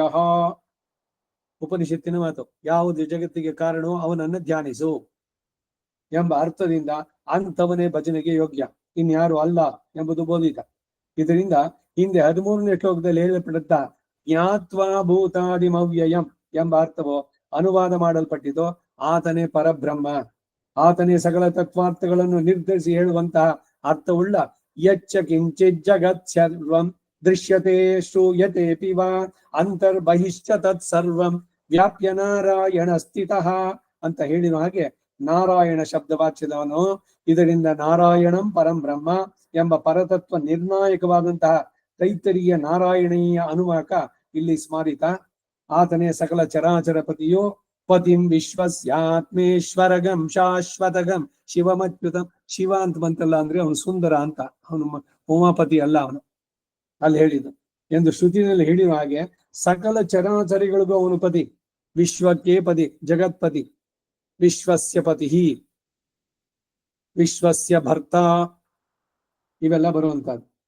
ಸರ್ವಶೇಷಿ, ಆದ್ದರಿಂದಲೇ ಅವನು ಅಸ್ಮತ್ ಸ್ವಾಮಿ, ಅಖಿಲ ಜಗತ್ ಸ್ವಾಮಿನ್, ಅಸ್ಮತ್ ಸ್ವಾಮಿನ್, ನನಗೂ ನಾಥನು, ಮಮ ಗುರುಹು, ನನಗೆ ಅಜ್ಞಾನಾಂಧಕಾರವನ್ನು ಹೋಗಲಾಡಿಸುವ ಇಂತಹ ಗೀತಾ ಮೊದಲಾದ ಸುಜ್ಞಾನವನ್ನ ಉಪದೇಶಿಸುವಂತಹ ಆಚಾರ್ಯ ಅವನು, ಗೀತಾಚಾರ್ಯ.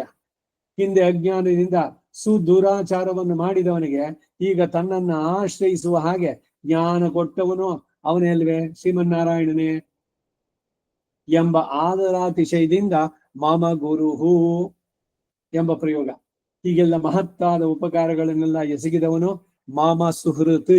ಸುಹೃತ್ ಅನಾದಿ ಕಾಲದಿಂದಲೂ ಲೆಕ್ಕ ಮಾಡಲು ಕೂಡ ಅಸಾಧ್ಯಗಳಾಗಿರುವ ಮಹಾ ಅಪರಾಧಗಳಿದ್ರೂ ಕೂಡ ಅವುಗಳನ್ನ ಈಶದಪಿ ಸ್ವಲ್ಪವಾದರೂ ಪರಿಗಣಿಸದೆ ಆಶ್ರಯಿಸಿದೇನೆ, ಇವನು ಆಶ್ರಯಿಸಿದವನೇ ಎಂಬ ಪರಮ ವಾತ್ಸಲ್ಯ ಯುಕ್ತನಾಗಿ ನನಗೆ ಪರಮ ಹಿತೈಷಿಯಾಗಿ ತನ್ನನ್ನು ಹೊಂದುವ ಮಾರ್ಗವನ್ನು ತೋರಿಸುವಂತಹ ಸಿದ್ಧವಾದ ಉಪಾಯ ಇವನು. ಸಾಧ್ಯೋಪಾಯಗಳಾದಂತಹ ಈ ಭಕ್ತಿ ಮಾರ್ಗವನ್ನಾಗಲಿ ಭರನ್ಯಾಸ ಮಾರ್ಗವನ್ನಾಗಲಿ ತೋರಿಸಿದ ಪರಮ ಬಂಧು ಅವನು. ಮಮ ಪರಮ ಭೋಗ್ಯಂ ಮಮ ಕುಲನಾಥಂ ಮಮ ಕುಲದೈವತಂ. ಇದರಲ್ಲಿ ಗದ್ಯತ್ರಯದಲ್ಲಿ ಏನು ಮಾತುಗಳು ಒಂದೊಂದು ಎಷ್ಟು ಅರ್ಥಪೂರ್ಣವಾಗಿದೆ ಅಂದ್ರೆ ನೋಡ್ಬೇಕು, ಅನುಭವಿಸಿ ಅದನ್ನ ಹೇಳ್ಬೇಕು. ಸಾಮಾನ್ಯವಾಗಿ ಈ ಧನುರ್ಮಾಸದಲ್ಲಿ ಪ್ರತಿದಿನ ಈ ಗದ್ಯತ್ರಯದ ಪಾರಾಯಣ ಇಲ್ಲಿ ಮೇಲ್ಕೋಟೆನಲ್ಲಿ ನಡೆಯುತ್ತೆ ಅಂತ ಕೇಳಿದ್ದೆ, ಯಾರೋ ಹೇಳಿದ್ರ. ಗದ್ಯತ್ರಯ ಶರಣಾಗತಿ ಗದ್ಯ, ವೈಕುಂಠ ಗದ್ಯ, ಶ್ರೀರಂಗ ಗದ್ಯ. ಅದರಲ್ಲಿ ಏನೊಂದು ನೇರವಾಗಿ ನೀವು ಭಗವಂತನಲ್ಲೇ ಮಾತಾಡ್ತಾ ಇದ್ದೀವಿ. ಅದು ನೇರವಾದ ಸಂವಾದ ರಾಮಾನುಜರಿಗೂ ರಂಗನಾಥನಿಗೂ ಅಲ್ಲಿ ನಡೆದದ್ದು.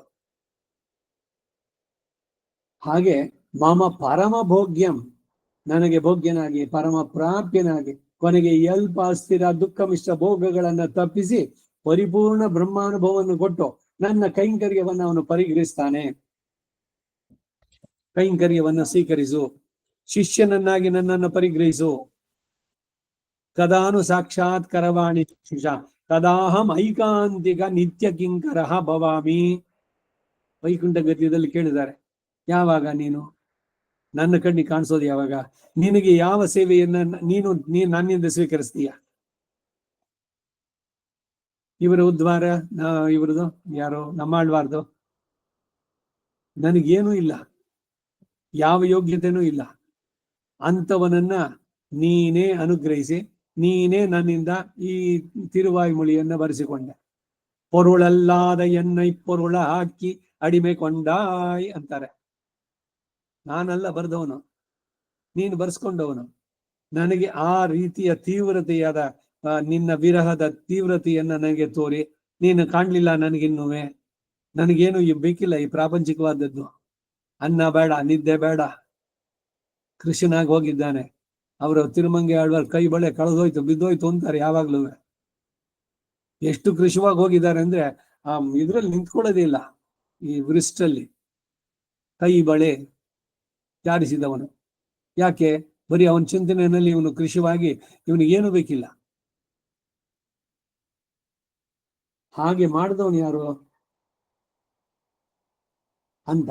ಅದರಿಂದ ನೀನೇ ನನಗೆ ಪರಮ ಭೋಗ್ಯ ಪರಮ ಸುಹೃತ್. ಇಲ್ಲಿ ಆದರಾತಿಶಯವನ್ನು ತೋರಿಸುವುದಕ್ಕಾಗಿ ಮಮ ಎಂಬ ಶಬ್ದ ಅನೇಕ ಸಲ ಪಡಿತ. ಮಮ ಕುಲನಾಥಂ ಮಮ ಕುಲ ದೈವತಂ ಮಮ ಭೋಗ್ಯಂ ಮಮ ಸರ್ವಂ ಇತಿ ಎಂಬ ಆಯಂ ವ್ಯವಸಾಯ ಇಂತಹ ದೃಢ ನಿಶ್ಚಯ. ಇಲ್ಲಿ ಅಯ್ಯಂ ಆಗ್ಬೇಕು, ಆಯಂ ಅಲ್ಲ. ಆ ವ್ಯತ್ಯಾಸಗಳು ಇದೆ. ಇವತ್ತು ಬೆಳಗ್ಗೆ ವೇದದಲ್ಲಿ ಹೇಳ್ಬೇಕಾದ್ರೆ ಬಂತು. ಈಗ ಆಯತ ಅಂದ್ರೆ ಆಯತನ, ಆಯತನವಾನ್ ಭವತಿ, ಅವನಿಗೊಂದು ಆಶ್ರಯ ಅದು ಸಿಕ್ತು ಅಂತ. ಅಯಥ ಅಂತಂದ್ರೆ ನೋಡಿ, ಆಯತ ಮೊದಲು, ಅದರಲ್ಲಿ ಅಲ್ಪ ಪ್ರಾಣ ಆಯತ ಅನ್ಬೇಕಾರೆ. ಇಲ್ಲಿ ಅಯಥ ಅಂದ್ರೆ ಯೋ ಅಯಥಾ ದೇವ ಯಜನಂಕರೋತಿ ಪಾಪಿಯಾನ್ ಭವತಿ. ಯಥಾ ಹೇಗಿರಿದ್ಯೋ ಆ ರೀತಿನಲ್ಲಿ ನಡೆಸದೆ ಮನಸ್ಸಿಗೆ ಬಂದಂಗೆ ನಡೆಸಿದ್ರೆ ಪಾಪಿಯಾನ್ ಭವತಿ. ಅಕಾರ ಆಕಾರಗಳಲ್ಲಿ ನೀವು ಮಾಡಿದ ಉಪಕಾರಕ್ಕೆ ನಾನು ಜೀವನ ಪೂರ್ತ ಅಭಾರಿಯಾಗಿದ್ದೇನೆ ಅಂದ್ರೆ ನಾನು ಒಂದು ದಿವಸ ಕನ್ಸಿಡರ್ ಮಾಡಲ್ಲ ಅಂತಾಗತ್ತೆ. ಆಭಾರಿಯಾಗಿದ್ದಾನೆ ಅಂದ್ರೆ ಅದನ್ನ ಎಂದೆಂದಿಗೂ ನಿಮ್ಮ ಇದಕ್ಕೆ ಚಿರರೂಢಿ ಕೃತಜ್ಞತೆಯನ್ನ ಕಡೆಯ ತನಕನೂ ನಾನು ಕೊಂಡಾಡ್ತೀನಿ ಅಂತ. ಒಂದೇ ಒಂದು ಅಕಾರ ಆಕಾರ, ಅಭಾರಿ ಆಭಾರಿ ಪದಗಳು. ಅಯಂ ವ್ಯವಸಾಯ, ಇಂತಹ ದೃಢ ನಿಶ್ಚಯ ಬುದ್ಧಿ, ಇಂತಹ ದೃಢ ಸಂಕಲ್ಪ, ತೇನ ಕೃತಃ, ಆ ದುರಾಚಾರದಿಂದ ಮಾಡಲ್ಪಟ್ಟಿದ್ದಾಗಿದೆ. ಹಿಂದೆ ಪಾಪಿ ಎಂದು ಆತನನ್ನ ಕೈಬಿಟ್ಟೇನೆ ಎಂಬ ಭಾವದಿಂದ ತೇನ ಕೃತಃ ಎಂಬ ಪ್ರಯೋಗ. ಸರ್ವೈಹಿ ದುಷ್ಪ್ರಾಪ, ಇದು ಎಲ್ಲರಿಗೂ ಸುಲಭವಾಗಿ ಉಂಟತಕ್ಕದ್ದಲ್ಲ ಅಂತ ಹೇಳಿ ಬಹೂನಾಂ ಜನ್ಮನಾಮಂತೆ ಜ್ಞಾನವಾನ್ ಮಾಂ ಪ್ರಪದ್ಯತೆ ವಾಸುದೇವ ಅವನು ಸಿಗೋದೇ ದುರ್ಲಭ ಅಂತಾನೆ ಕೃಷ್ಣ ಅಲ್ಲಿ ಹೇಳಿದಂಗೆ ಬಹುನಾಂ ಜನ್ಮನಾಮ್ ಅಂತ ಹೇಳಿದಂಗೆ ಬಹು ಜನ್ಮಗಳ ನಂತರ ಈತನು ಮಾಡಿದ ಸುಕೃತದಿಂದ ಪ್ರೀತನಾದ ನಾನೇ ಅಂತವನನ್ನ ದಿವ್ಯ ಕಟಾಕ್ಷದಿಂದ ಈಕ್ಷಿಸ್ತೇನೆ. ಇವೆಲ್ಲ ಅವನಿಗೆ ಲಭಿಸತಕ್ಕದ್ದು. ಇದಕ್ಕೆ ಜಾಯಮಾನ ಕಟಾಕ್ಷ ಅಂತ ಹೆಸರು. ಏನೋ ಒಂದು ಒಳ್ಳೇದು ನಮ್ಮಲ್ಲಿ ಮಾಡಿದ್ದನ್ನ ನೋಡಿ ಅವನು ನಮ್ಮ ಮೇಲೆ ಕೃಪಾದೃಷ್ಟಿಯನ್ನ ಬೀರಿದ್ರೆ ನಮ್ಮ ಕರ್ಮಗಳೆಲ್ಲ ಪ್ರಾಚೀನ ಪ್ರಬಲತರವಾದದ್ದೆಲ್ಲ ಬಿಟ್ಟೋಗುತ್ತೆ. ಅವನನ್ನ ಪಡೆಯೋದಕ್ಕೆ ಅಡ್ಡಿಯಾಗಿರೋದೆಲ್ಲ ದೂರಾಗಿ ಅವನೇ ನಮಗೆ ಬುದ್ಧಿಯೋಗಂ ದದಾಮಿ ಅಂತಾನೆ. ನನ್ನಲ್ಲಿ ನೀನು ಶರಣಾಗಬೇಕು ಅನ್ನುವಂಥದ್ದು, ನಾನೇ ಅದನ್ನ ನಿನ್ನ ಮನಸ್ಸು ಕೊಡ್ತೇನೆ. ಆಗ ನೀನು ಹೋಗು, ಯಾರು ಗುರುಗಳನ್ನ ಆಶ್ರಯಿಸು. ಅಯ್ಯೋ, ಮೊದಲು ಸಮಾಶ್ರಯಣೆ ಮಾಡಿಸ್ಕೊಂಬೋಣ. ಇವೆಲ್ಲ ಒಂದಕ್ಕೊಂದು ಪೂರಕವಾಗಿ ಬರುವಂತದ್ದು. ದಿವ್ಯ ಕಟಾಕ್ಷದಿಂದ ನಾನು ಈಕ್ಷಿಸ್ತೇನೆ. ಹೀಗೆ ದೃಢಮತಿ ಯಾವಾಗ ಕೃಪೆಯಿಂದ ಆತನಿಗೆ ದೊರೆಯಿತೋ ಆಗ ತತ್ಕಾರ್ಯಂಚ ಅನನ್ಯ ಪ್ರಯೋಜನ ನಿರಂತರ ಭಜನಂ ತಸ್ಯ ಅಸ್ತಿ. ಈ ವ್ಯವಸಾಯಕ್ಕೆ ಕಾರ್ಯರೂಪವಾದಂತಹ ಇನ್ನು ಯಾವ ಪ್ರಯೋಜನ ಇಲ್ಲದೆ ಸ್ವಯಂ ಪ್ರಯೋಜನವಾಗಿರುವ ನಿರಂತರ ನನ್ನನ್ನು ಭಜಿಸೋಣ ಆತನಿಗೆ ಅವನು ಉಂಟಾಗುತ್ತೆ. ಹೀಗೆ ವ್ಯವಸಾಯವೋ ಅದರ ಫಲವಾದ ಭಜನವೋ ಎರಡು ಉಂಟು. ಅತಃ ಆ ಕಾರಣದಿಂದ ಅಂತಹ ದುರಾಚಾರನಾಗಿದ್ದವನು ಕೂಡ ಸಾಧುರೇವ ಬಹುಮಂತವ್ಯಶ್ಚ, ನನ್ನ ಕೃಪೆಗೆ ಅರ್ಹನು, ಹಾಗೆ ಸನ್ಮಾನಿಸಲು ಯೋಗ್ಯನೂ ಹೌದು. ಯಾವಾಗಲೂ ಆತನಿಗೆ ಶಾಸ್ತ್ರ ವಿರುದ್ಧ ಆಚರಣೆ ಪ್ರಾಪ್ತವಾಗಿತ್ತು ಅನ್ನೋದರಿಂದ ಅವನು ಅನಾದರಣೀಯ ಎಂದು ಭಾವಿಸತಕ್ಕದ್ದಲ್ಲ. ಈ ಒಂದು ಶ್ಲೋಕಕ್ಕೆ ಇಷ್ಟೆಲ್ಲ ದೊಡ್ಡದಾಗಿ ಬಂತಲ್ಲ, ಇದರಿಂದ ನಾವು ಕಲಿಬೇಕಾದ ಪಾಠ ಮುಖ್ಯವಾಗಿ ಏನಂದ್ರೆ, ಯಾರನ್ನ ನಾವು ದೂಷಿಸೋದು ಬೇಡ. ಯಾವ ಹೊತ್ತದಲ್ಲಿ ಯಾವ ಹಾವಿದೆಯೋ ಅಂತ ಗಾದೆನಲ್ಲಿ ಹೇಳಿದ್ದೀಗೇನೆ. ಅವನ ಭಕ್ತಿಯಲ್ಲಿ ಎಷ್ಟು ಮಟ್ಟಿಗೆ ಅವನು ಪರಿವರ್ತನೆ ಆಗಿದ್ದಾನೆ, ಪರಿಶುದ್ಧನಾಗಿದ್ದಾನೆ, ಅವನು ಪರಮ ಭಾಗವತ. ಅವನನ್ನು ಹಿಂದೆ ನೀನು ಕಳ್ತನ ಮಾಡ್ದೆ, ಇಲ್ಲ ಇನ್ನೇನೋ ಕೆಟ್ಟ ಕೆಲಸ ಮಾಡಿದ್ದೆ ಅಂತ. ತಪ್ಪು ಮಾಡದೆ ಇರೋರು ಯಾರೋ? ಸೀತೆ ಕೇಳ್ತಾಳೋ ಇಲ್ವೋ? ನಕಶ್ಚಿನ್ ಅಪರಾಧ್ಯತೆ. ಸೀತೆ ಚರ್ಮ ಶ್ಲೋಕ ಅಂದ್ರೆ ಅದನ್ನ ಪಾಪಾನಾಂಬ ಶುಭಾನಾಂಬ ಅನ್ನೋದು. ಅದರಿಂದ ಸಂದೇಶ ತೀಕುರುಳೈಶೆನ್ನೋದು ನಾಶ್ಲೀಲಂ ಕೀರ್ತಯತಿ. ಯಾರ ಬಗ್ಗೆನೂ ನಾನು ಕೆಟ್ಟದ್ದು ಆಡೋಲ್ಲ ಅಂತ ಒಂದು ಸಂಕಲ್ಪ ತಗೊಂಡ್ರೆ ಇವತ್ತಿನ ಕಾಲಕ್ಷೇಪ ಸಾರ್ಥಕತೆ. ಅವನು ಸನ್ಮಾನಿಸಲು ಯೋಗ್ಯನೂ ಹೌದು. ಅದರಿಂದ ಅನಾದರಣೀಯ ಅಂತ ಭಾವಿಸತಕ್ಕದ್ದಲ್ಲ. ಆಶ್ರಿತನು ಎಂಥವನೇ ಆಗಲಿ ಆದರಣೀಯನೇ ಎಂಬುದೇ ಈ ಶ್ಲೋಕದ ಪಿಂಡಿತಾರ್ಥ ಎಂದು. ಪಿಂಡಿತಾರ್ಥ ಅಂದ್ರೇನು? ಸಾರಭೂತವಾದದ್ದು ಅಂತ. ಅದನ್ನ ಮುಂದಿನ ವಾಕ್ಯದಿಂದ ಹೇಳ್ತಾ ಇದ್ದಾರೆ ರಾಮಾನುಜರ ಭಾಷ್ಯದಲ್ಲಿ ಬಂದ ಮಾತು.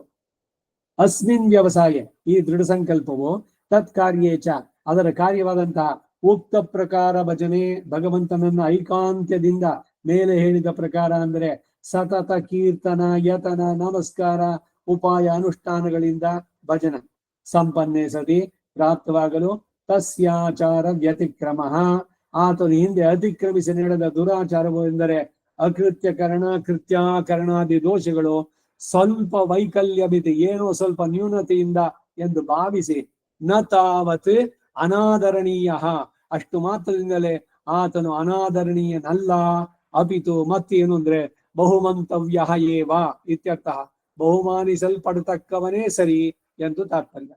ಈ ಶ್ಲೋಕದಲ್ಲಿ ಸ್ವಾಮಿಯನ್ನ ಆಶ್ರಯಿಸಬೇಕು ಎಂಬ ದೃಢ ಸಂಕಲ್ಪದ ವ್ಯವಸಾಯಕ್ಕೆ ಪ್ರಾಮುಖ್ಯವನ್ನು ಕೊಟ್ಟಿರೋದು ಯಾಕೆ ಅಂತಂದ್ರೆ, ಅದೊಂದಿದ್ದರೆ ಸರಿಯಾದ ತತ್ವಜ್ಞಾನ, ತನ್ಮೂಲಕ ಉಕ್ತ ಪ್ರಕಾರ ಭಜನೆ, ಅದರಿಂದ ಪರಮಾತ್ಮ ಸಾಕ್ಷಾತ್ಕಾರ, ಮೋಕ್ಷ ಪ್ರಾಪ್ತಿ ಎಲ್ಲ ಶ್ರೇಯಸ್ ಪರಂಪರೆಯಾಗಿ ಪ್ರಾಪ್ತವಾಗುತ್ತೆ ಎಂದರು. ಆಶೀರ್ವಾದ ಪರಂಪರೆಗಳು ಅಂತ ಮಾತು ಕೇಳಿರ್ಬೋದು ನೀವು. ಈಗ ಒಬ್ರು ಬಂದ್ರೆ ದೀರ್ಘ ಆಯುಷ್ಮಾನ್ ಭವ, ಇಲ್ಲ ಹೆಣ್ಣು ಮಗು ಆಗಿದ್ರೆ ದೀರ್ಘ ಆಯುಷ್ಮತಿ ಭವ. ಬರೀ ಒಂದು ದೀರ್ಘವಾದ ಆಯುಷ್ ಅಷ್ಟೇನಾ? ತೇಜಸ್ವಿ, ಯಶಸ್ವಿ, ಬ್ರಹ್ಮವರ್ಚಸಿ ಭವತಿ, ಎಲ್ಲವೂ ಕೂಡ ಈ ಆಶೀರ್ವಾದ ಪರಂಪರೆಗಳು ಅಂದ್ರೆ ಎಲ್ಲ ಕೂಡ ಯಶಸ್ಸು, ತೇಜಸ್ಸು, ಓಚಸ್ಸು, ವರ್ತಸ್ಸು ಎಲ್ಲಾನು ಉಂಟಾಗುತ್ತೆ ಅಂತ. ಹಾಗೆ ಪರಂಪರೆಯಾಗಿ ಇಲ್ಲಿ ಸಿಗುವಂತದ್ದು ಅಂತ. ಆ ಭಾವನೆಯಿಂದ ದುರಾಚಾರಿಯ ಪರಿಗ್ರಹಕ್ಕೆ ಸಮ್ಯಕ್ ವ್ಯವಸಾಯವೇ ಪ್ರಧಾನ ಕಾರಣವಾಗಿ ಇಲ್ಲಿ ಉಪದೇಶಿಸಿದು. ಹಾಗೆಯೇ ಮಹರ್ಷಿಯು ಕೂಡ ಈ ಅರ್ಥವನ್ನೇ ಮುಂದೆ ವ್ಯಾಸ ಮಹರ್ಷಿ ಜ್ಞಾನಂಚ ವ್ಯವಸಾಯಶ್ಚ ದ್ವೌ ಪರ ಪ್ರತಿಪಾದಕೌ ವ್ಯವಸಾಯಾದೃತೆ ಬ್ರಹ್ಮ ನಾಸಾದಯತಿ ತತ್ಪರಂ. ಭಾರತ ಶಾಂತಿ ಪರ್ವ 334-47ನೇ ಶ್ಲೋಕ ಅನ್ನೋದ್ರಿಂದ ಉಪಾದಿಸಿದ್ದಾರೆ. ಜ್ಞಾನವು ವ್ಯವಸಾಯವು ಎರಡು ಪರಬ್ರಹ್ಮನನ್ನು ಹೊಂದಿಸುವ ಶಕ್ತಿ ಉಳ್ಳದ್ದು. ಅದರಲ್ಲಿ ವ್ಯವಸಾಯ ಇಲ್ಲದಿದ್ರೆ ಜ್ಞಾನವು ಪರಬ್ರಹ್ಮವನ್ನು ಸೇರಿಸಲಾರದು ಅನ್ನೋಷ್ಟು ಇದು ಶ್ಲೋಕಾರ್ಥ. ಅಂದ್ರೆ ಏನು ಜ್ಞಾನ ತೊಡದ್ರೋ ಅದನ್ನು ಅನುಷ್ಠಾನ ಪರ್ಯಂತವಾಗಿ ತರಬೇಕು ಅನ್ನೋದು ಕೂಡ ಇಲ್ಲಿ ಸಂದೇಶ. ಶ್ರೀ ದೇಶಿಕರು ಉದಾಹರಿಸಿರುವಂತಹ ಈ ಶ್ಲೋಕ ಈಗಿನ ಕೋಶಗಳಲ್ಲಿ ಪೂರ್ವಾರ್ಧದ ಬದಲಾಯಿಸಲ್ಪಟ್ಟು ಭವಾಂಶೋತ್ಪನ್ನ ವಿಜ್ಞಾನ ಸ್ಥಿರಬುದ್ಧಿ ಅಲೋಲುಪಃ ಅಂತದಿದೆ. ಜ್ಞಾನಕ್ಕೆ ಬದಲಾಗಿ ವಿಜ್ಞಾನ ಶಬ್ದ ಇರೋದ್ರಿಂದ ಅಭಿಪ್ರಾಯದಲ್ಲೇನು ವ್ಯತ್ಯಾಸ ಇಲ್ಲ. ಹಿಂದೆ ಬರೀ ಜ್ಞಾನವೇ ಸದ್ಗತಿಯನ್ನು ಹೊಂದಿಸೋದು, ವ್ಯವಸಾಯವೂ ಅವಶ್ಯಕ ಅಂತ ಹೇಳಿದ್ದು. ಈಗ ಟೀ ಮಾಡೋದಕ್ಕೆ ಗೊತ್ತು ನಿಮಗೆ, ಟೀ ಕುಡ್ದಂಗಾಯ್ತು. ಟೀ ಮಾಡೋದನ್ನ ತಿಳಿದ ಮೇಲೆ ಪಾತ್ರೆನ ಸ್ಟೋವ್ ಮೇಲೆ ಇಟ್ಟು ಹಚ್ಚಿ ನೀರ್ ಹಾಕಿ ಅದು ಕುದಿದ ಮೇಲೆ ಟೀ ಪುಡಿ ಹಾಕಿ ಎಲ್ಲ ಏನ್ ಪ್ರೊಸೀಜರ್ ಇದೆ ಎಲ್ಲ ಮಾಡಿ ಕುಡಿಬೇಕು. ಮೂಲತಃ ವಿಶಿಷ್ಟಾದ್ವೈತ ರಾಮಾನುಜ ಸಿದ್ಧಾಂತದಲ್ಲಿ ನೀವು ಏನು ಜ್ಞಾನ ಪಡಿತೀರೋ ಅದನ್ನ ನಿಮ್ಮ ಜೀವನದಲ್ಲಿ ಅನುಷ್ಠಿಸಿದರೆ ಮಾತ್ರ ನೀವು ಕೇಳಿದ್ದಕ್ಕೆ ಸಾರ್ಥಕತೆ. ಇಲ್ದಿದ್ರೆ ವ್ಯರ್ಥ. ಈ ಕಿವಿನಲ್ಲಿ ಕೇಳಿದ್ರಿ, ಆ ಕಿವಿನಲ್ಲಿ ಬಿಟ್ರಿ, ಕೆನ್ನೆ ತಟ್ಕೊಂಡು ನಂಗೆ ಪುಣ್ಯ ಬಂತು, ಕಾಲಕ್ಷೇಪ ನಾನು ಮಾಡಿದೆ ಅಂದ್ರೆ ಏನು ಉಪಯೋಗ ಇಲ್ಲ.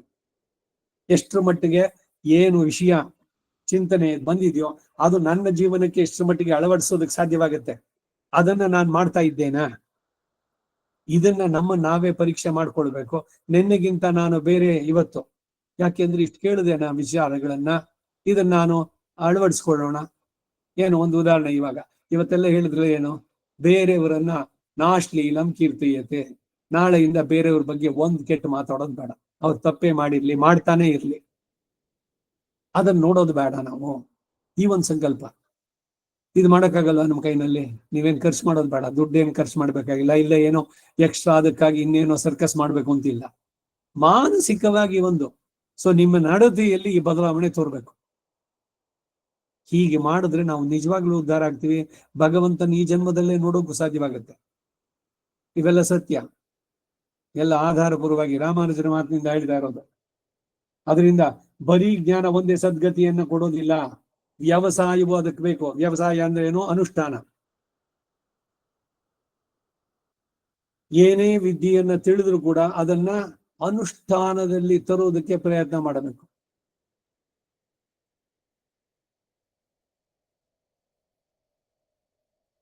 ವ್ಯಾಸ ಮಹರ್ಷಿ ಆಜ್ಞೆಯನ್ನು ಪಡೆದು ಅವರ ಮಕ್ಕಳಾದ ಶುಕರು ಮಿಥಿಲಾಧಿಪತಿಯಾದ ಜನಕರಲ್ಲಿಗೆ ಹೋಗಿ ಮೋಕ್ಷ ಸಾಧನ ರೂಪವಾದ ಜ್ಞಾನವನ್ನು ಹೊಂದುವಂತಹ ಪ್ರಕರಣದಲ್ಲಿ ಶುಕರನ್ನು ಕುರಿತು ಜನಕನು ಹೇಳುವ ವಾಕ್ಯ. ಆದ್ದರಿಂದ ಶ್ರೀ ದೇಶಿಕರವರ ಪಾಠವೇ ಸಮಂಜಸವಾಗಿ ತೋರುತ್ತೆ. ಹೀಗೆ ಮಹರ್ಷಿಗಳ ವಾಕ್ಯಗಳನ್ನೆಲ್ಲ ಬದಲಾಯಿಸಿ ಪಾಠಾಂತರಗಳನ್ನು ಏರ್ಪಡಿಸಿರುವುದು ಸರಿಯಲ್ಲ. ಮಹರ್ಷಿಗಳ ವಾಕ್ಯ ಗಾಂಭೀರ್ಯ ಸ್ವಾರಸ್ಯಾದಿಗಳನ್ನು ಗ್ರಹಿಸದೆ ಮನಬಂದಂತೆ ತಿದ್ದುಪಡಿ ಮಾಡುವುದು ತುಂಬಾ ದೋಷಾವಹ. ವಿದ್ವಾಂಸ ಕರ್ಷ್ಯತಿ ಅಂತ ಹಿಂದೆ ಅವರು ಒಂದ್ಸಲ ಹೇಳಿದ್ರು.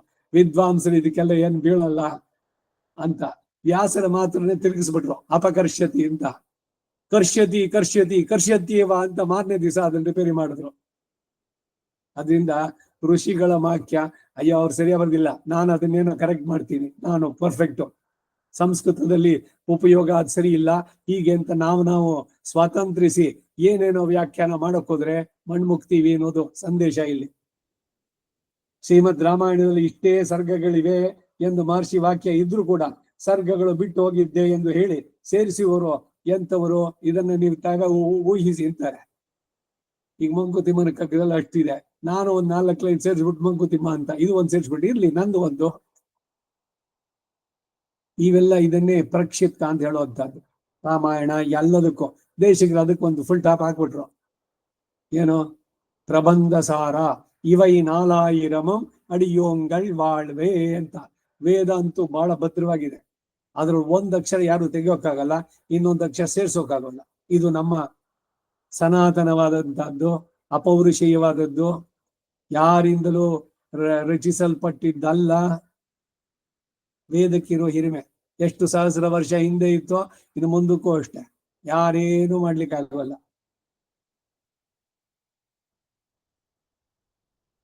ಹೀಗೆಯೇ ಭಾರತ ಭಾಗವತಗಳಲ್ಲಿ ಅನೇಕರು ತಮ್ಮ ತಮ್ಮ ಮನ ಬಂದಂತೆ ತಿದ್ದುತ್ತಾರೆ. ಹೀಗೆ ತಿದ್ದುಪಡಿ ಮಾಡೋದು ತುಂಬಾ ಹೀನ ಕೃತ್ಯ ಅಲ್ವೇ? ವಿಜಯರಾಘವರು ಕೇಳ್ತಾ ಇದ್ದಾರೆ, ವಿಜಯರಾಘವಾಚಾರ್ಯರು.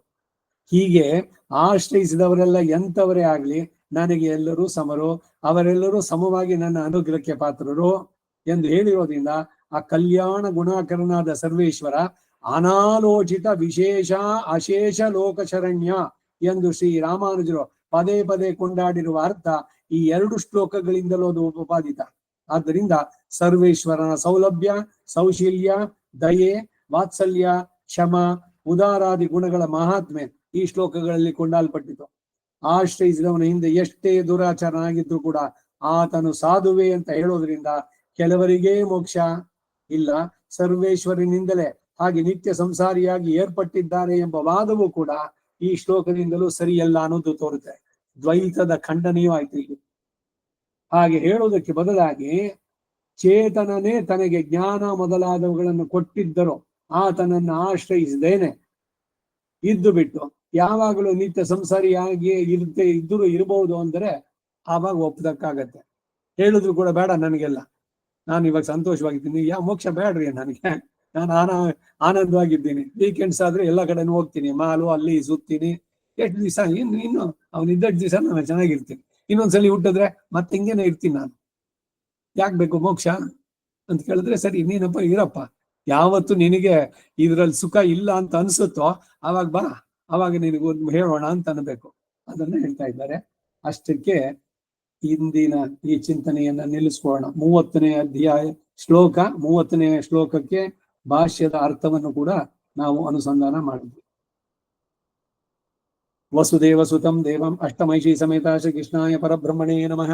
ವಸುದೇವ ಸುತಂ ದೇವಂ ಕಂಸ ಚಾಣೂರಮರ್ದನಂ ದೇವಕೀ ಪರಮಾನಂದಂ ಕೃಷ್ಣಂ ವಂದೇ ಜಗದ್ಗುರುಂ ಅತಸಿ ಪುಷ್ಪಸಂಕಾಶಂ ಹಾರನೋಪರಿಶೋಭಿತಂ ರತ್ನ ಕಂಕಣ ಕೇಯೂರಂ ಕೃಷ್ಣಂ ವಂದೇ ಜಗದ್ಗುರುಂ ಕುಟಿಲಾಲ ಗದಂ ಯುಕ್ತಂ ಪೂರ್ಣಚಂದ್ರ ನಿಭಾನನಂ ವಿಲಸತ್ಕುಂಡಲಧರಂ ದೇವಂ ಕೃಷ್ಣಂ ವಂದೇ ಜಗದ್ಗುರುಂ ಮಂದಾರಗಂಧ ಸಂಯುಕ್ತಂ ಚಾರುಹಾಸಂ ಚತುರ್ಭುಜಂ ಬರ್ಹಿ ಪಿಂಚಾವಚೂಡಾಂಕಂ ಕೃಷ್ಣಂ ವಂದೇ ಜಗದ್ಗುರುಂ ಉತ್ಫುಲ್ಲ ಪದ್ಮಪತ್ರಾಕ್ಷಂ ನೀಲಜೀಮುತಸನ್ನಿಭಂ ಯಾದವಾನಾಂ ಶಿರೋರತ್ನಂ ಕೃಷ್ಣಂ ವಂದೇ ಜಗದ್ಗುರುಂ ರುಕ್ಮಿಣೀ ಕೇಳಿ ಸಂಯುಕ್ತಂ ಪೀತಾಂಬರ ಸುಶೋಭಿತಂ ಅವಾಪ್ತ ತುಳಸಿ ಗಂಧಂ ಕೃಷ್ಣಂ ವಂದೇ ಜಗದ್ಗುರುಂ ಗೋಪಿಕಾನಾಂಕುಜದ್ಗಂಧಂ ಕುಂಕುಮಾಂಕಿತವಕ್ಷಸಂ ಶ್ರೀನಿಕೇತಂ ಮಹೇಶ್ವಾಸಂ ಕೃಷ್ಣಂ ವಂದೇ ಜಗದ್ಗುರುಂ ಶ್ರೀವತ್ಸಾಂಗಂ ಮಹೋರಸ್ಕಂ ವನಮಾಲಾ ವಿರಾಜಿತಂ ಶಂಖಚಕ್ರಧರಂ ದೇವಂ ಕೃಷ್ಣಂ ವಂದೇ ಜಗದ್ಗುರುಂ ಕೃಷ್ಣಾಷ್ಟಕಮಿದಂ ಪುಣ್ಯಂ ಪ್ರಾತರುತ್ತಾಯ ಪಡೇತೆ ಕೋಟಿ ಜನ್ಮಕೃತಂ ಪಾಪಂ ಸ್ಮರಣೇನ ವಿನಶ್ಯತಿ. ಕವಿತಾರ್ಕಿಕ ಸಿಂಹಾಯ ಕಲ್ಯಾಣ ಗುಣಶಾಲಿನೇ ಶ್ರೀಮತೆ ವೆಂಕಟೇಶಾಯ ವೇದಾಂತ ಗುರವೇ ನಮಃ. ವಾದಿದ್ವಿಪಶಿರೋಭಂಗ ಪಂಚಾನ ಪರಾಕ್ರಮಃ ಶ್ರೀಮಾನ್ ವೆಂಕಟನಾಥಾರ್ಯಶ್ಚಿರಂ ವಿಜಯತಾಂ ಭುವಿ. ಶ್ರೀಮತೆ ನಿಗಮಾಂತ ಮಹಾದೇಶಿಕಾಯ ನಮಃ. ಸರ್ವಂ ಶ್ರೀ ವಾಸುದೇವಾರ್ಪಣಮಸ್ತು. ನಾಳೆ